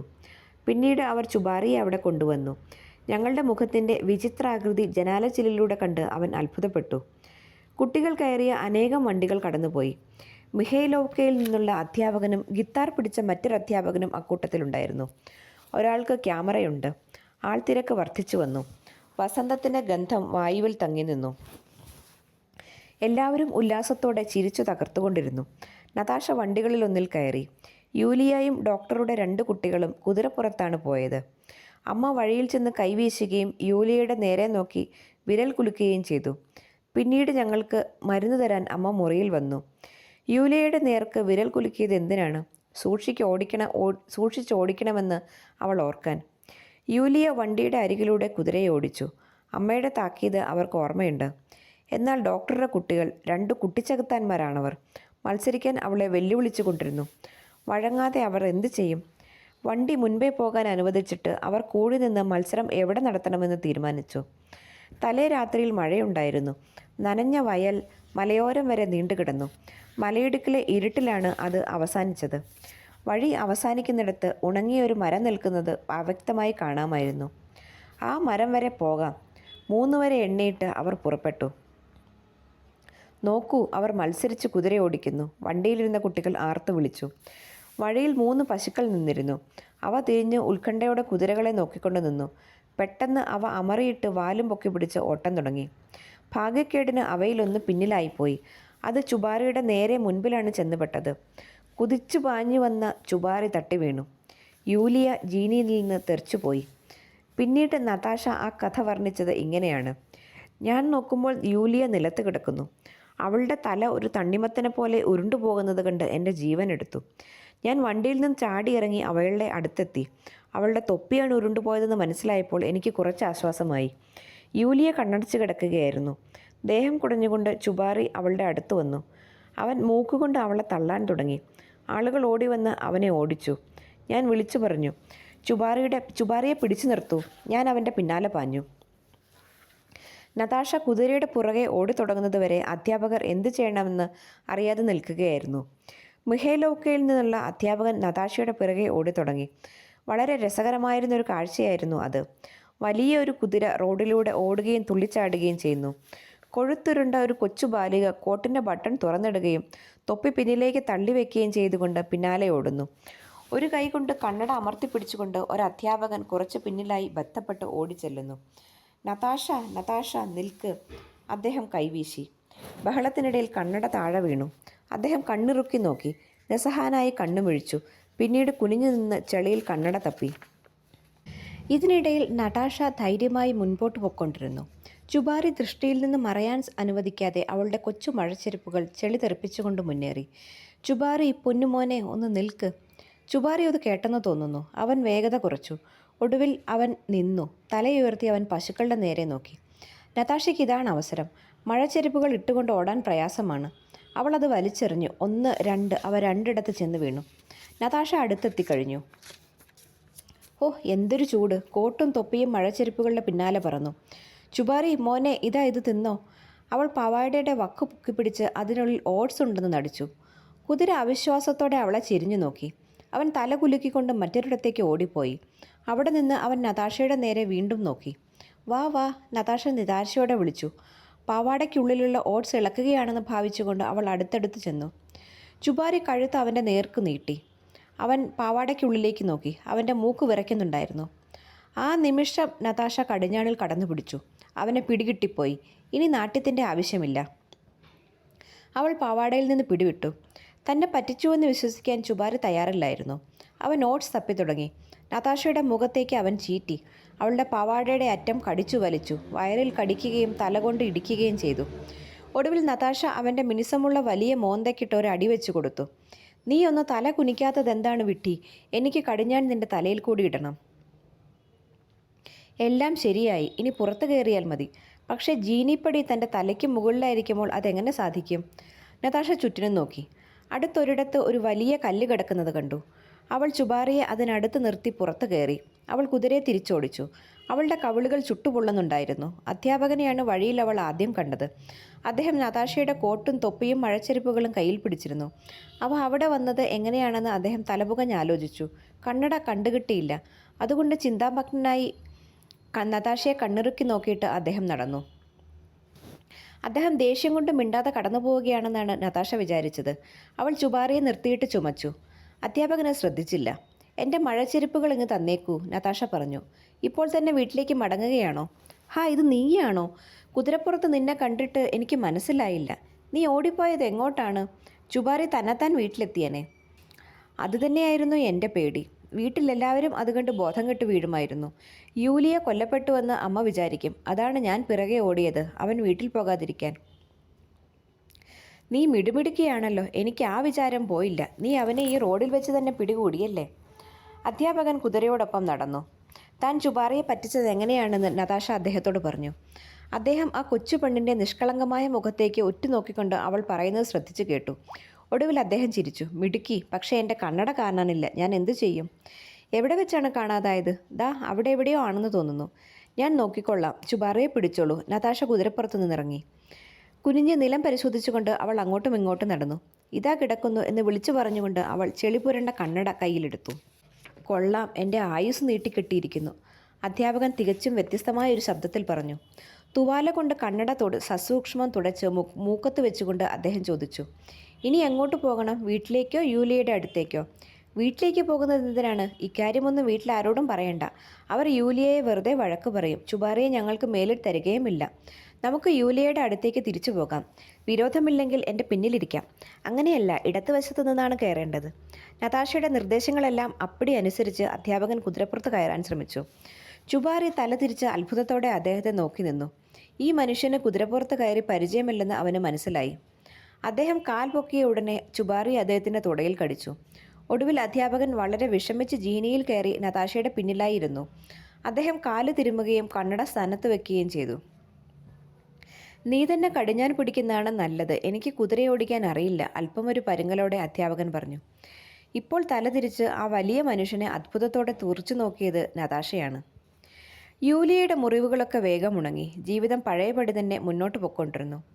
എന്നാൽ കുറേ നാൾ കഴിഞ്ഞപ്പോൾ അവൾക്ക് ഇടയ്ക്കിടെ തലവേദന വരാൻ ആരംഭിച്ചു. ഡോക്ടർ പറഞ്ഞു അന്നത്തെ വീഴ്ചയുടെ ഫലമായിരിക്കും. ആ ശീതകാലത്ത് സോനിയയുടെ ഒരു കൈ ഒടിഞ്ഞു. ഒരു ദിവസം വൈകിട്ട് ഗ്രാമത്തിലെ കുതിരകൾക്ക് വെള്ളം കുടിക്കാൻ കെട്ടിയിരുന്ന തൊട്ടിയുടെ അടുത്തുകൂടി അവൾ കുതിരപ്പുറത്ത് വരികയായിരുന്നു. അവിടെ ധാരാളം പെൺകുതിരകൾ ഉണ്ടായിരുന്നതുകൊണ്ട് ചുബാറി തൻ്റെ സാമർഥ്യം പ്രകടിപ്പിക്കാൻ തീരുമാനിച്ചു. അവൻ ഐസിൽ നൃത്തം ചവിട്ടുമ്പോൾ കാൽ വഴുതി വീണു. ആ വീഴ്ചയിൽ സോനിയയുടെ കൈയൊടിഞ്ഞു. എല്ല് രണ്ടിടത്തൊടിഞ്ഞിരുന്നു, കണങ്കയിലും കൈമുട്ടിന് താഴെയും. സോനിയ അതേപ്പറ്റി പിന്നീട് പറഞ്ഞത് ഇങ്ങനെയാണ്. വേദന കൊണ്ട് ആദ്യം എനിക്ക് വായിൽ വല്ലാത്ത ഒരുതരം മധുരം തോന്നി. പിന്നീട് ഞാൻ നക്ഷത്രമെണ്ണി. ആ സമയത്ത് പരിചയമുള്ള ഒരാൾ ആ വഴി വന്നു. അയാൾ ഓടിച്ചെന്ന് ചുബാറിയെയും സോനിയയെയും എണീപ്പിച്ചു. വേദനയുണ്ടോ? ഉണ്ട്. സോനിയ പല്ല് കടിച്ച് കരച്ചിലമർത്തിക്കൊണ്ട് പറഞ്ഞു. അയ്യോ, എൻ്റെ കയ്യിൽ തുടരുതേ, നമുക്ക് വീട്ടിൽ പോകാം. പെട്ടെന്ന് മുറിയുടെ വാതിലാരോ തള്ളിത്തുറന്നു. മുറിയിലേക്ക് ആവി അടിച്ചു കയറി. ഒടിഞ്ഞ കൈ താങ്ങിപ്പിടിച്ചുകൊണ്ട് സോനിയ അകത്തേക്ക് വന്നു. ഞങ്ങളുടെ പരിചയക്കാരൻ മറ്റേ വശത്തു നിന്ന് അവളെ താങ്ങിയിരുന്നു. സോനിയയുടെ തൊപ്പി വീണുപോയിരുന്നു. അവളുടെ മുടി ഉലഞ്ഞു കിടന്നു. പുരികങ്ങളിലൊന്ന് ഏതാണ്ട് ഉയർന്ന് മുടി തുടങ്ങുന്നിടത്തെത്തിയിരുന്നു. ആ സ്വഭാവം അവൾക്ക് അമ്മയിൽ നിന്ന് കിട്ടിയതാണ്. പേടിക്കേണ്ട അമ്മേ, അവൾ പറഞ്ഞു. കൈയൊന്നൊടിഞ്ഞതേയുള്ളൂ. പക്ഷേ ഇത് ചുബാറിയുടെ കുറ്റമല്ല. അവൻ കാല് തെറ്റി വീണതാണ്. അവനും വേദനിച്ചു. ഭയം കൊണ്ട് അമ്മയുടെ കണ്ണുകൾ വികസിച്ചു. അമ്മ കരഞ്ഞു. എൻ്റെ ആയുസ്സിൻ്റെ പകുതി, നിങ്ങളുടെയും നിങ്ങളുടെ ചുബാറിയെയും കൊണ്ടുള്ള പേടി കൊണ്ട് എൻ്റെ ആയുസ്സിൻ്റെ പകുതി കുറഞ്ഞു. ഇനി എന്ത് ചെയ്യണമെന്ന് എനിക്കറിയില്ല. പിന്നത്തെ ബഹളം ഒന്നും പറയാനില്ല. സഹായിക്കാൻ സന്നദ്ധരായി എല്ലാവരും ഓടി നടന്നു. സോനിയയുടെ ആട്ടിൻതോൽ കോട്ട് ഊരി മാറ്റാൻ അമ്മ ശ്രമിച്ചു. എന്നാൽ കൈ ഊരാൻ തുടങ്ങിയപ്പോൾ നിലവിളിച്ചു അവൾ.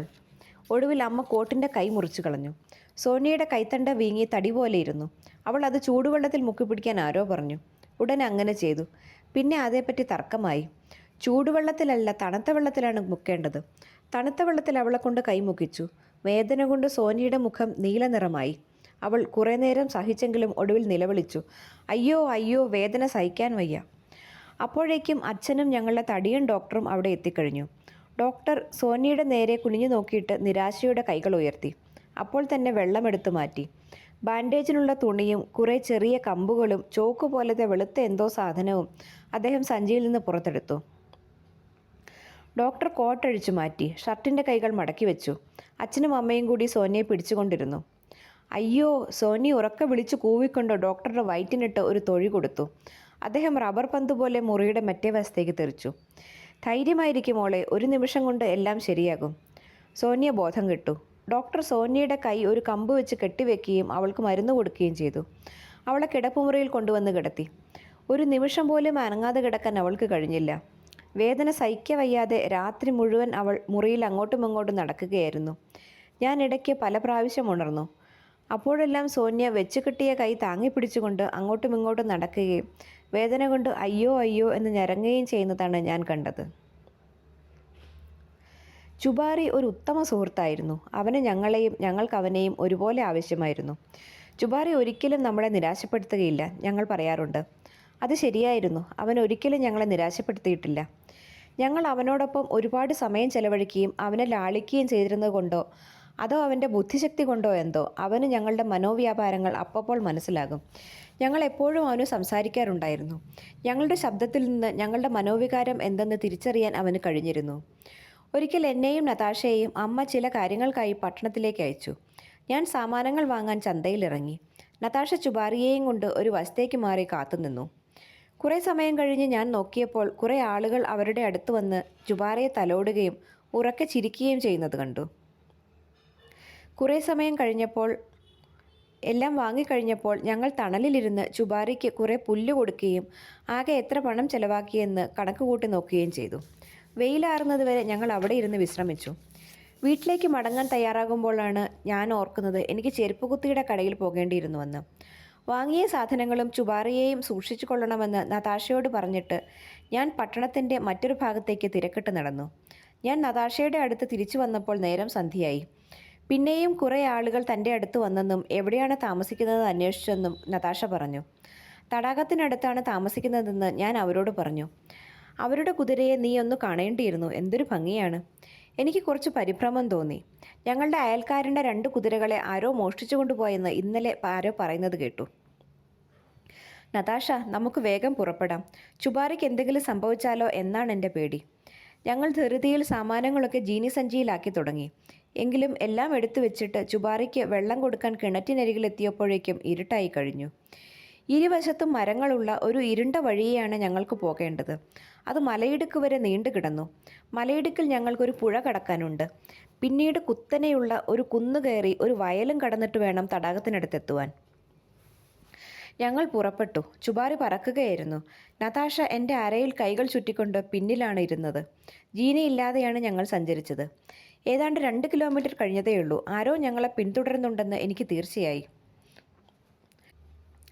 നതാഷ, നീ മുൻപിലിരുന്നോ? ചുബാറിയെ നിർത്തിയിട്ട് നതാഷയ്ക്ക് ചവിട്ടിക്കയറാൻ എൻ്റെ കാല് നീട്ടിക്കൊണ്ട് ഞാൻ പറഞ്ഞു. അതെന്തിനാ? നമ്മൾ വളരെ വേഗത്തിൽ പോകാൻ തുടങ്ങുകയാണ്. പിന്നിലിരുന്നാൽ നീ എന്നെ വലിച്ചു താഴെയിടും, നീയും വീഴും. മുന്നിലിരുന്നാൽ നിനക്ക് ചുബാറിയുടെ കുഞ്ചിരോമത്തിൽ മുറുകെ പിടിച്ചിരിക്കാം. നതാഷ മുൻപിൽ കയറി. നമുക്ക് പോകാം ചുബാറി. ചുബാറി ഇരുട്ടിലേക്ക് കുതിച്ചു പാഞ്ഞു. അവൻ ഇത്ര നന്നായി ഒരിക്കലും ഓടിയിട്ടില്ല. നല്ല കാറ്റുണ്ടായിരുന്നു. ഞങ്ങൾ മുൻപോട്ട് പാഞ്ഞുകൊണ്ടിരിക്കുമ്പോൾ മരങ്ങൾ പിന്നിലേക്ക് പറന്നു പോവുകയാണെന്ന് തോന്നി. കഴിയുന്നതും വേഗം മലയിടുക്കിൽ എത്തണമെന്നായിരുന്നു ഞങ്ങളുടെ ഉദ്ദേശം. കാരണം അവിടെ താമസിക്കുന്ന മില്ലുകാരൻ ഞങ്ങളുടെ സുഹൃത്താണ്. അയാൾ ഞങ്ങളെ വീട്ടിൽ കൊണ്ടുചെന്നാക്കാതിരിക്കുകയില്ല. കാറ്റ് പിന്നിൽ നിന്നാണ് വീശിയിരുന്നത്. കുളമ്പടി ശബ്ദം കൂടുതൽ അടുത്തടുത്ത് വരുന്ന ശബ്ദം ഞങ്ങൾ കേട്ടു. പിന്തുടരുന്നവർ ഞങ്ങളുടെ ഒപ്പം എത്തുമെന്ന് എനിക്ക് മനസ്സിലായി. ഞാൻ അപകടകരമായ ഒരു അടവ് കൈക്കൊള്ളാൻ തീരുമാനിച്ചു. അവർ കടന്നു പോകുന്നതുവരെ ഞങ്ങൾ ഒളിച്ചിരിക്കും. റോഡിൽ നിന്ന് മാറി പടർന്ന് പന്തലിച്ച് നിൽക്കുന്ന ഒരു മരത്തിൻ്റെ ചുവട്ടിൽ ഞങ്ങൾ ഒളിച്ചിരുന്നു. കുളമ്പടി ശബ്ദം വളരെ അടുത്തെത്തി. ചുബാരി ചെവി കൂർപ്പിച്ചു. പെട്ടെന്ന് ഭയം കൊണ്ട് ഞാൻ തരിച്ചിരുന്നു. അവരുടെ കുതിര ഒരു പെൺകുതിരയായിരിക്കും. ചുബാരി തീർച്ചയായും ചിനയ്ക്കും. നമ്മൾ ഒളിച്ചിരിക്കുന്നത് എന്തിനാണ്? നതാഷ എൻ്റെ ചെവിയിൽ ചോദിച്ചു. മിണ്ടല്ലേ നതാഷ, വാ തുറക്കാൻ പാടില്ല. ചുബാറി എൻ്റെ പൊന്നെ, നീയും ഒന്നും മിണ്ടരുതേ. ചുബാറിയുടെ ചൂടുള്ള കഴുത്തിൽ തടവിക്കൊണ്ട് ഞാൻ ഉത്കണ്ഠാകുലയായി മന്ത്രിച്ചു. നിലാവത്ത് ഒരു നിഴൽ നീങ്ങുന്നത് കണ്ടു. നതാഷ ചുബാറിയോട് സ്വകാര്യം പറയുകയായിരുന്നു. ഞങ്ങൾ രണ്ടുപേരും ആലില പോലെ വിറച്ചു. പെൺകുതിര റോഡിലെ വളവ് തിരിഞ്ഞു മറഞ്ഞു. അവർ കടന്നുപോയി. ഇല്ലേ, നിൽക്ക്, പറയാൻ വരട്ടെ. ആ സമയത്ത് ചുബാറി തലയുയർത്തി എന്തോ ശ്രദ്ധിച്ചിട്ട് ഉറക്കെ ചിനച്ചു. ഞങ്ങൾ രണ്ടുപേരും ഞെട്ടി. 2-3 കുതിരകൾ അവൻ്റെ വിളി കേട്ട് ചിനച്ചു. കുറേ വണ്ടികൾ വഴിയിൽ പ്രത്യക്ഷപ്പെട്ടു. ആ വണ്ടികൾ തടാകത്തിനടുത്തേക്കാണ് പോകുന്നതെന്ന് വിചാരിച്ച് ഞാൻ സന്തോഷിച്ചു. അങ്ങനെയാണെങ്കിൽ മില്ലുകാരെ ബുദ്ധിമുട്ടിക്കാതെ വണ്ടികളോടൊപ്പം വീട് വരെ പോകാം. ഞങ്ങൾ മില്ലും മലയിടക്കും കടന്ന് വഴി 2ആയി പിരിയുന്ന ഒരിടത്തെത്തി. എല്ലാ വണ്ടികളും ഇടതുവശത്തേക്ക് തിരിഞ്ഞു. വീണ്ടും ഞങ്ങൾ ഒറ്റയ്ക്കായി. നല്ല നിലാവുള്ള രാത്രിയായിരുന്നു അത്. റോഡ് ഒരു വെള്ള വിരിപ്പ് പോലെ മുൻപിൽ നിവർന്നു കിടന്നു. ചുബാറി, വേഗം. അവസാനത്തെ വണ്ടി കാഴ്ചയിൽ നിന്ന് മറഞ്ഞ ഉടൻ മുൻപ് കേട്ട കുളമ്പടി ശബ്ദം പുറകിൽ നിന്ന് വീണ്ടും കേട്ടു തുടങ്ങി. നതാഷ താഴെ വീഴാതെ ചുബാറിയുടെ കുഞ്ചിരോമത്തിൽ അള്ളിപ്പിടിച്ചു. ഞാൻ അവൻ്റെ പള്ളകളിൽ മുട്ടുകൾ അമർത്തിക്കൊണ്ട് അവനെ അവൻ്റെ ഇഷ്ടം പോലെ ഓടാൻ വിട്ടു. നിലാവിൽ കുളിച്ചു നിൽക്കുന്ന വഴിയിലൂടെ ഒരു കറുത്ത നിഴൽ അടുത്തടുത്ത് വരുന്നു. ചുബാറി, എല്ലാം നിന്നെയാണ് ആശ്രയിച്ചിരിക്കുന്നത്. ചുബാറി കുതിച്ചു പാഞ്ഞു. ഞങ്ങളുടെ ഉത്കണ്ഠയും ഭയവും അവനെ ആവേശിച്ചെന്ന് തോന്നി. ഒരു മരണപ്പാച്ചിലായിരുന്നു അത്. ഗ്രാമത്തിലെ വിളക്കുകൾ കണ്ടു തുടങ്ങി. ഞങ്ങൾ നിരത്തിലൂടെ പാഞ്ഞ് മൂല തിരിഞ്ഞ് ഞങ്ങളുടെ ഗേറ്റിനു മുൻപിലുള്ള പുൽത്തകടിയിലെത്തി. അപ്പോഴാണ് ഞങ്ങൾക്ക് ജീവൻ വീണത്. ചുബാറി പെട്ടെന്ന് നിന്നതുകൊണ്ട് ഞങ്ങൾ അവൻ്റെ തലയ്ക്ക് മുകളിലൂടെ തെറിച്ചു വീണു. ഓടി വരുന്ന കാലച്ചകൾ കേട്ടു. ഒരു റാന്തലും കൊണ്ട് ആരോ പടിക്കിലേക്ക് വന്നു.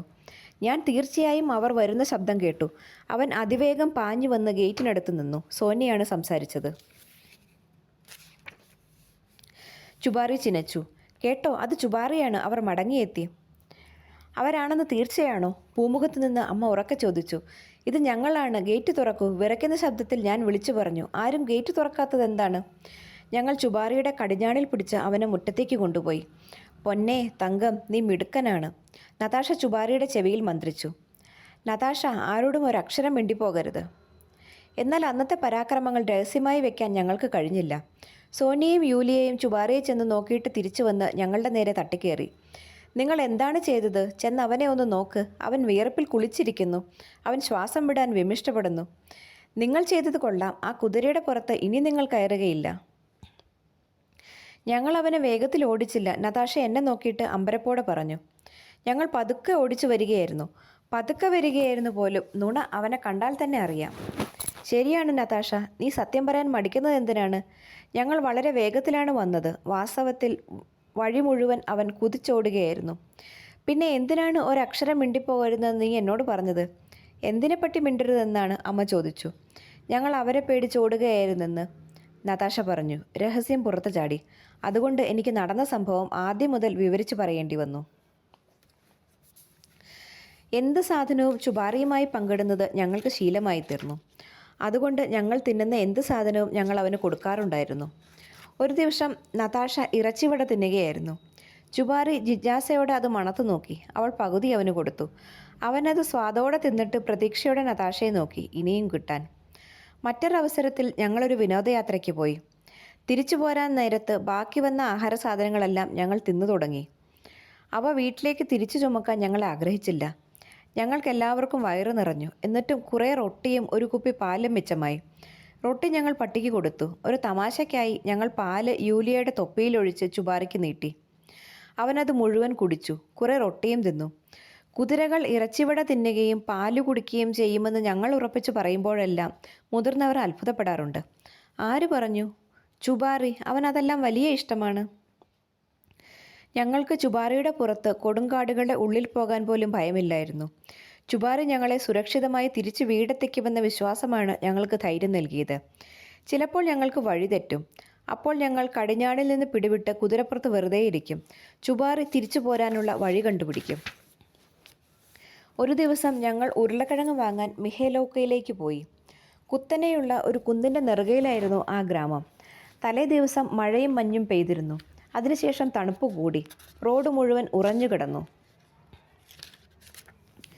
ഞങ്ങളുടെ മുന്നിൽ 3 തെന്നുവണ്ടികളുണ്ടായിരുന്നു. അവ 3ഉം കുന്നിൻ്റെ അടിവാരത്തിലെത്തിയപ്പോൾ നിന്നു. കുതിരകൾ മുകളിലേക്ക് കയറാൻ ഒരുക്കമല്ലായിരുന്നു. ഏതാനും ചൂട് മുന്നോട്ട് വെച്ചിട്ട് അവ തിരിച്ചു വരും. ഞങ്ങൾ അവരുടെ മുൻപിൽ കയറി. ചുബാറി, മുൻപോട്ട്, ഞങ്ങൾ പറഞ്ഞു. ചുബാറി അനുസരണയോടെ വണ്ടി വലിക്കുന്നത് കണ്ടപ്പോൾ ഞങ്ങൾ അഭിമാനം തോന്നി. ഞങ്ങൾ മുകളിലേക്ക് കയറി തുടങ്ങി. 100 ചൂട് പോയപ്പോൾ ചെയ്യുന്നത് വിഡ്ഢിത്തമാണെന്ന് ഞങ്ങൾക്ക് മനസ്സിലായി. തലേ ദിവസം ഒലിച്ചു വന്ന വെള്ളം ഉറച്ച കട്ടയായിരുന്നു. ചുബാറിയുടെ കാൽ വഴുതിക്കൊണ്ടിരുന്നു. റോഡിന് വീതി തീരെ കുറവായിരുന്നു. മലയോരത്തിനും മലയിടുക്കിനും ഇടയ്ക്കായിരുന്നു അത്. വണ്ടി തിരിക്കാൻ അവിടെ സൗകര്യമില്ല. മുൻപോട്ട് പോവുകയേ വഴിയുള്ളൂ. അടിയിൽ നിന്നിരുന്ന ആളുകൾ എന്തൊക്കെയോ വിളിച്ചു പറയുന്നുണ്ടായിരുന്നു. പക്ഷെ ഞങ്ങൾക്ക് മനസ്സിലായില്ല. ഞങ്ങൾ പേടിയോടെ ചുബാറിയെ നോക്കിക്കൊണ്ടിരുന്നു. അവൻ തട്ടിത്തടഞ്ഞ് മുൻപോട്ട് പോയി. ഒരിക്കൽ അവൻ വീണു. എണീറ്റവൻ വീണ്ടും മുൻപോട്ട് ഇഴഞ്ഞുകൊണ്ടിരുന്നു. എങ്കിലും അവൻ തളർന്നു കഴിഞ്ഞു. മുകളിലെത്താറായി. കുന്നിൻ്റെ മുകളിൽ ആളുകൾ നിന്നിരുന്നു. ചുബാറി മുട്ടുകുത്തി വീണു. ചുബാറി, എൻ്റെ പൊന്നെ, ഒന്ന് ശ്രമിച്ചു നോക്ക്. തെന്നുവണ്ടിയുടെ ചട്ടത്തിൽ മുറുകെ പിടിച്ചുകൊണ്ട് സോനിയ യാചിച്ചു. ചുബാറി മുട്ടുകുത്തി മുൻപോട്ട് ഇഴഞ്ഞു. അവൻ അണച്ചുകൊണ്ടിരുന്നു. കുന്നിൻ്റെ മുകളിൽ നിന്ന് ആളുകൾ ഞങ്ങളുടെ അടുത്തേക്ക് ഓടി വന്നു. ഒരാൾ കടിഞ്ഞാണിൽ പിടിച്ചു. മറ്റൊരാൾ തെന്നുവണ്ടിയുടെ അച്ചുതണ്ടിൽ പിടിച്ചു. ഒരാൾ പിന്നിൽ നിന്ന് തള്ളി. ഹീ ഹോ, അവർ വിളിച്ചു. ഒരു തരി കൂടി പോയാൽ മതി, ഒന്ന് ശ്രമിക്കും മോനെ. ഞങ്ങൾ മുകളിലെത്തി അമ്പരന്ന് നിന്നു. ഇവനാണ് കുതിര, ആളുകൾ പറഞ്ഞുകൊണ്ടിരുന്നു. ഇങ്ങനത്തെ ഒരു കുതിരയുണ്ടെങ്കിൽ പിന്നെ എന്തു വേണം? അവൻ ഒരിക്കലും നിങ്ങളെ ഉപേക്ഷിക്കുകയില്ല. ഇഴഞ്ഞു വലിഞ്ഞാണെങ്കിലും ലക്ഷ്യത്തിലെത്തിക്കും. ഞങ്ങൾ കൃതജ്ഞതയോടെ ചുബാറിയെ നോക്കി. അവൻ്റെ ചുറ്റും ഒരു ആൾക്കൂട്ടമുണ്ടായിരുന്നു. അവൻ വിറച്ചുകൊണ്ടിരിക്കുന്ന ഒരു കാൽ മുൻപോട്ട് നീട്ടി. വിയർപ്പിൽ മുങ്ങിയ തളർന്ന തല അതിൽ താങ്ങി വെച്ചുകൊണ്ട് കിടന്നു. അവൻ്റെ പള്ളകൾ ഉയരുകയും താഴുകയും ചെയ്തുകൊണ്ടിരുന്നു. എനിക്ക് അപരാധബോധം തോന്നി. അവൻ ശ്വസിക്കുന്നത് നോക്കൂ. എല്ലാം നമ്മളുടെ വിഡ്ഢിത്തം കൊണ്ട് പറ്റിയതാണ്. നമുക്ക് ഹൃദയമില്ല. എന്തൊരു ക്രൂരതയാണ് നാം കാട്ടിയത്. ആ സംഭവം കഴിഞ്ഞ് അധികകാലമാകുന്നതിന് മുൻപ് ചുബാറി രോഗിയായി തീർന്നു. ഒരു ദിവസം ലായത്തിൽ കയറി ചെന്നപ്പോൾ അവൻ കിടക്കുകയായിരുന്നു. അവൻ തിന്നാനിട്ട കച്ചി തൊട്ടിട്ടില്ല. ചുബാറി, പൊന്നെ, എന്തു പറ്റി? നിനക്ക് സുഖമില്ലേ? വല്ലാതെ പരിഭ്രമിച്ചെങ്കിലും ഉച്ചവരെ കാക്കാൻ നിശ്ചയിച്ചു. അന്ന് അച്ഛനെയും അമ്മയെയും എന്തോ പ്രശ്നം അലട്ടിയിരുന്നു. സോനിയ ചുബാറിയുടെ കാര്യം പറയാൻ തുടങ്ങിയപ്പോൾ അവർ അക്ഷമരായി പറഞ്ഞു, ഞങ്ങൾ ഇപ്പോൾ സമയമില്ല, പിന്നെ സംസാരിക്കാം. വൈകുന്നേരം വരെ ചുബാറി കിടന്ന കിടപ്പിൽ കിടന്നു. ഞങ്ങൾ രാത്രിയിൽ അവന് തണുക്കാതിരിക്കാൻ ഒരു കരിമ്പടം കൊണ്ട് പുതപ്പിച്ചു. കുടിക്കാൻ ചൂടുവെള്ളം കൊടുത്തു. കച്ചി അടുത്തേക്ക് മാറ്റി വെച്ചു കൊടുത്തു. അവൻ ആർത്തിയോടെ വെള്ളം കുടിച്ചു. പക്ഷെ കച്ചി തൊട്ടിട്ടില്ല. അന്ന് വൈകിട്ട് ഞങ്ങൾ കൂടിയാലോചിച്ചു. പിറ്റേന്ന് കിഴക്ക് വെള്ള കീറിയപ്പോൾ തന്നെ ഞാനും സോനിയയും പട്ടണത്തിലേക്ക് പുറപ്പെട്ടു. അച്ഛൻ്റെ സ്നേഹിതനായ ഒരു മൃഗഡോക്ടറുടെ അടുത്തേക്കാണ് ഞങ്ങൾ പോയത്. പട്ടണത്തിലേക്ക് ഒരുപാട് നടക്കണം. തണുപ്പ് അതികഠിനമായിരുന്നു. ഞങ്ങളുടെ മുഖം ചെമ്പരത്തിപ്പൂ പോലെ ചുവന്നു. കണ്ണിൻ്റെ ഇമകളിൽ മഞ്ഞു പറ്റിപ്പിടിച്ചു. വിരലുകളുടെ അറ്റം മരവിച്ചു. എന്നാൽ തണുപ്പോ ക്ഷീണവോ ഞങ്ങൾ വകവച്ചില്ല. കാൽ കീഴിൽ മഞ്ഞു പൊടിയുന്ന വിരസമായ ശബ്ദം മാത്രം ശ്രദ്ധിച്ചുകൊണ്ട് ഞങ്ങൾ നിശബ്ദരായി നടന്നുകൊണ്ടിരുന്നു. മനസ്സ് നിറയെ രോഗിയായ പ്രിയപ്പെട്ട ചുബാറിയായിരുന്നു. മൃഗഡോക്ടർ വീട്ടിലുണ്ടായിരുന്നു. അദ്ദേഹം മേശയ്ക്കടുത്ത് ഇരിക്കുകയായിരുന്നു. മുൻപിലൊരു സമോവാറും ഒരു പിഞ്ഞാണിയിൽ ചൂടുള്ള ദോശയും കുറേ ക്രീമും ഇരിപ്പുണ്ട്. അദ്ദേഹം ഉന്മേഷവാനായിരുന്നു. ഹാ, നമ്മുടെ പടയാളികൾ എത്തിയിരിക്കുന്നു, അദ്ദേഹം തമാശയായി ഉറക്കെ പറഞ്ഞു. ഇരിക്കിൻ, ദോശ തിന്നാം. നന്ദി, ഞങ്ങൾക്ക് ദോശ വേണ്ട. ഞങ്ങൾ വേറെ ഒരു കാര്യത്തിനാണ് വന്നത്. ഞങ്ങൾ ഉത്കണ്ഠയോടെ വാതിൽക്കൽ തന്നെ നിന്നു. മുറിയിൽ ചൂട് തട്ടിയപ്പോൾ ഞാൻ വിറച്ചു. സോനിയയുടെ മൂക്കും കണ്ണുകളും പിച്ചള സമോവാറിനേക്കാൾ തിടക്കമുള്ളവയായിരുന്നു. എന്തോ കുഴപ്പമുണ്ടെന്ന് തോന്നുന്നു. എന്താണ് കാര്യം? അച്ഛനും അമ്മയ്ക്കും അസുഖമൊന്നുമില്ലല്ലോ. ചുബാറിക്ക് സുഖമില്ല. ചുബാറിക്കോ? എന്തു പറ്റി? ഞങ്ങൾ വിവരം പറഞ്ഞു. അവൻ എണീക്കുകയോ തീറ്റ തിന്നുകയോ ചെയ്യുന്നില്ല. നേരത്തെ തന്നെ മഞ്ഞുമൂടിയ മലയിടുക്കിൽ വീണുപോയതിൽ പിന്നെ അവൻ്റെ ശ്വാസകോശങ്ങളിൽ ഒരെണ്ണം മാത്രമേ പ്രവർത്തിക്കുള്ളൂവെന്ന വസ്തുതയും ഞങ്ങൾ അദ്ദേഹത്തെ അറിയിച്ചു. ശരി, നിങ്ങൾ എൻ്റെ അടുത്ത് വന്നത് വളരെ നന്നായി. ഒരു പക്ഷേ അവൻ്റെ അസുഖം ഭേദപ്പെടുത്താൻ കഴിഞ്ഞേക്കും. ഞാൻ കുറച്ച് കഴിഞ്ഞ് വന്നേക്കാം. വൈകുന്നേരം തീർച്ചയായും ഞാനവിടെ എത്തും. വൈകുന്നേരമോ? പക്ഷേ അതിനു മുൻപ് അവൻ ഇപ്പോൾ വരാൻ സൗകര്യപ്പെട്ടെങ്കിൽ നന്നായിരുന്നു. സോനിയ ആരും കാണാതെ എൻ്റെ നേരെ കൈനീട്ടി.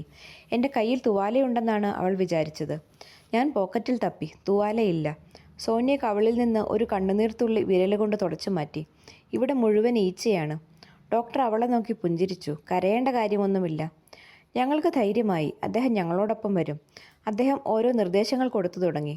നമ്മുടെ അതിഥികൾക്ക് ചായ കൊടുക്കൂ. ഞാൻ പോയി ഫെൽറ്റ് ബൂട്ടുകളും മരുന്നു സഞ്ചിയും കൊണ്ടുവരാം. ഞങ്ങൾ ഇരുന്ന് ചായ കുടിച്ചു. ഡോക്ടർ ആവശ്യമുള്ള സാധനങ്ങൾ എടുത്തു വെക്കുന്നതിനിടയിൽ ചിരിക്കുകയും തമാശ പറയുകയും ചെയ്തുകൊണ്ടിരുന്നു. ഇതാ ഞാൻ തയ്യാറായി കഴിഞ്ഞു. നിങ്ങൾ എങ്ങനെയാണ് വന്നത്? കുതിരപ്പുറത്തോ തെന്നുവണ്ടിയോ? ഞങ്ങൾ നടന്നാണ് വന്നത്. ഞങ്ങൾ വളരെ നേരെ പുറപ്പെട്ടു. 5 മണിക്ക്, വീട്ടിലാരും ഉണരുന്നതിന് മുൻപ്. തടാകം മുതൽ ഇവിടം വരെ നിങ്ങൾ നടന്നാണ് വന്നതെന്നോ? അതെ. ശരി, നിങ്ങൾ ഒന്നാന്തരം പടയാളികൾ തന്നെ. എനിക്ക് നിങ്ങളെ കൂടുതൽ ഇഷ്ടമായി തുടങ്ങി എന്ന് പറഞ്ഞുകൊണ്ട് ആ നല്ല മനുഷ്യൻ ചിരിച്ചു. അദ്ദേഹവും ഭാര്യയും പരസ്പരം നോക്കി. കുതിരയെ വണ്ടിയിൽ പൂട്ടാനായി അദ്ദേഹം പുറത്തേക്ക് പോയി. ഞങ്ങൾ ചായ കുടിച്ചിട്ട് ഡോക്ടറുടെ ഭാര്യയോട് നന്ദി പറഞ്ഞ് ഇറങ്ങി. അദ്ദേഹം എത്ര കുതിരകളെ ചികിത്സിച്ച് ഭേദമാക്കിയിട്ടുണ്ടെന്ന് വഴിക്ക് ഞങ്ങൾ ചോദിച്ചു. താൻ ചികിത്സിച്ചിട്ടുള്ള കുതിരകൾ മിക്കതും രക്ഷപ്പെട്ടിട്ടുണ്ടെന്ന് അദ്ദേഹം പറഞ്ഞപ്പോൾ ഞങ്ങൾക്ക് ആശ്വാസമായി. വളരെ വേഗം ഞങ്ങൾ ഗ്രാമത്തിലെത്തി. വീടിൻ്റെ പടിക്കലെത്തിയ ഉടൻ ആരോ ഗേറ്റ് തുറന്നു. അത് യൂലിയയും നതാഷയുമായിരുന്നു. ഞങ്ങൾ വരുന്നുണ്ടോ എന്ന് നോക്കാൻ അവർ പടിക്കൽ വന്ന് നിൽക്കുകയായിരുന്നു. ഞങ്ങളെ കണ്ടയുടൻ കുറ്റി തള്ളി മാറ്റി അവർ ഗേറ്റ് തുറന്നു. നേരെ ലായത്തിലേക്കാണ് ഞങ്ങൾ പോയത്. ചുബാറി അപ്പോഴും ഒരു വശം ചെരിഞ്ഞു കിടക്കുകയായിരുന്നു. മൃഗഡോക്ടർ അവനെ പരിശോധിച്ചു. അവനെ എണീപ്പിക്കാൻ അദ്ദേഹം ശ്രമിച്ചു. എന്നാൽ ചുബാറിയുടെ കാലുകൾക്ക് അവനെ താങ്ങാൻ ശക്തിയുണ്ടായിരുന്നില്ല. അവൻ തറയിലേക്ക് വീഴുകയും മോങ്ങുകയും ചെയ്തു. നതാഷ കരഞ്ഞു തുടങ്ങി. ഞങ്ങൾ ഭീതി പൂണ്ട കണ്ണുകളോടെ ഡോക്ടറുടെ മുഖത്ത് നോക്കി. അവൻ്റെ സ്ഥിതി വളരെ മോശമാണ് കുഞ്ഞുങ്ങളെ. അവൻ്റെ ദേഹം മുഴുവൻ പക്ഷവാതം കൊണ്ട് തളർന്നുപോയി. ഇനി ആർക്കും അവനെ രക്ഷിക്കാൻ കഴിയില്ല. 2 ദിവസത്തിൽ കൂടുതൽ അവൻ ജീവിക്കുകയില്ല. അവൻ്റെ ഈ ദുരിതം കഴിയുന്നതും വേഗം അവസാനിപ്പിക്കുകയാണ് ഇനി വേണ്ടത്. ഒരു നിമിഷം കൊണ്ടത് അവസാനിപ്പിക്കാം. അച്ഛൻ എവിടെ? ഡോക്ടർ വീട്ടിലേക്ക് നടന്നു. ഞങ്ങൾ ചുബാറിയുടെ അടുത്ത് തന്നെ നിന്നു. പരസ്പരം നോക്കാൻ ഞങ്ങളിൽ ആർക്കും ധൈര്യമുണ്ടായിരുന്നില്ല. ഒടുവിൽ ഞാൻ തല പൊക്കി. ആരുടെയും മുഖത്ത് അത്രയധികം ദുഃഖം തളം കെട്ടി നിൽക്കുന്നത് ഞാൻ ജീവിതത്തിൽ ഒരിക്കലും കണ്ടിട്ടില്ല. വൈകുന്നേരമായപ്പോൾ ചുബാറിയുടെ രോഗം കൂടുതൽ വഷളായി. അവൻ ഞരങ്ങുകയും തലയിട്ടുരുട്ടുകയും ചെയ്തുകൊണ്ടിരുന്നു. പിറ്റേന്ന് രാവിലെ ഞാനും സോനിയും അച്ഛൻ്റെ മുൻപിലെത്തി. ചുബാറിക്ക് സഹിക്കാൻ കഴിയുന്നില്ല. തൊണ്ടയിൽ എന്തോ തടയുന്നുണ്ടായിരുന്നെങ്കിലും ഞാൻ പറഞ്ഞു. ശരി, അച്ഛൻ പറഞ്ഞു. ഡോക്ടർ എന്നോടെല്ലാം പറഞ്ഞു. വിഷമിക്കേണ്ട മക്കളെ, ഒരു നിമിഷം കൊണ്ട് എല്ലാം കഴിയും. അദ്ദേഹം കൈത്തോക്ക് വെച്ചിരുന്ന മോശ തുറന്നു. ഞങ്ങൾ ഓടി വീടിൻ്റെ ഏറ്റവും അകന്ന മൂലയിൽ പോയിരുന്നു. ചുബാറിയെ പിന്നീട് ഞങ്ങൾ കണ്ടിട്ടില്ല. അന്നു രാത്രി വളരെ വൈകുന്നതുവരെ ഞങ്ങൾ ഒറ്റയ്ക്കിരുന്നു. ചുബാറിയുടെ ശൂന്യമായ ലായത്തിൽ നിന്ന് ദുഃഖാർത്തരായ കുട്ടികൾ നിശബ്ദം പുറത്തേക്ക് വരുന്നത് മുതിർന്നവരാരും കണ്ടില്ല.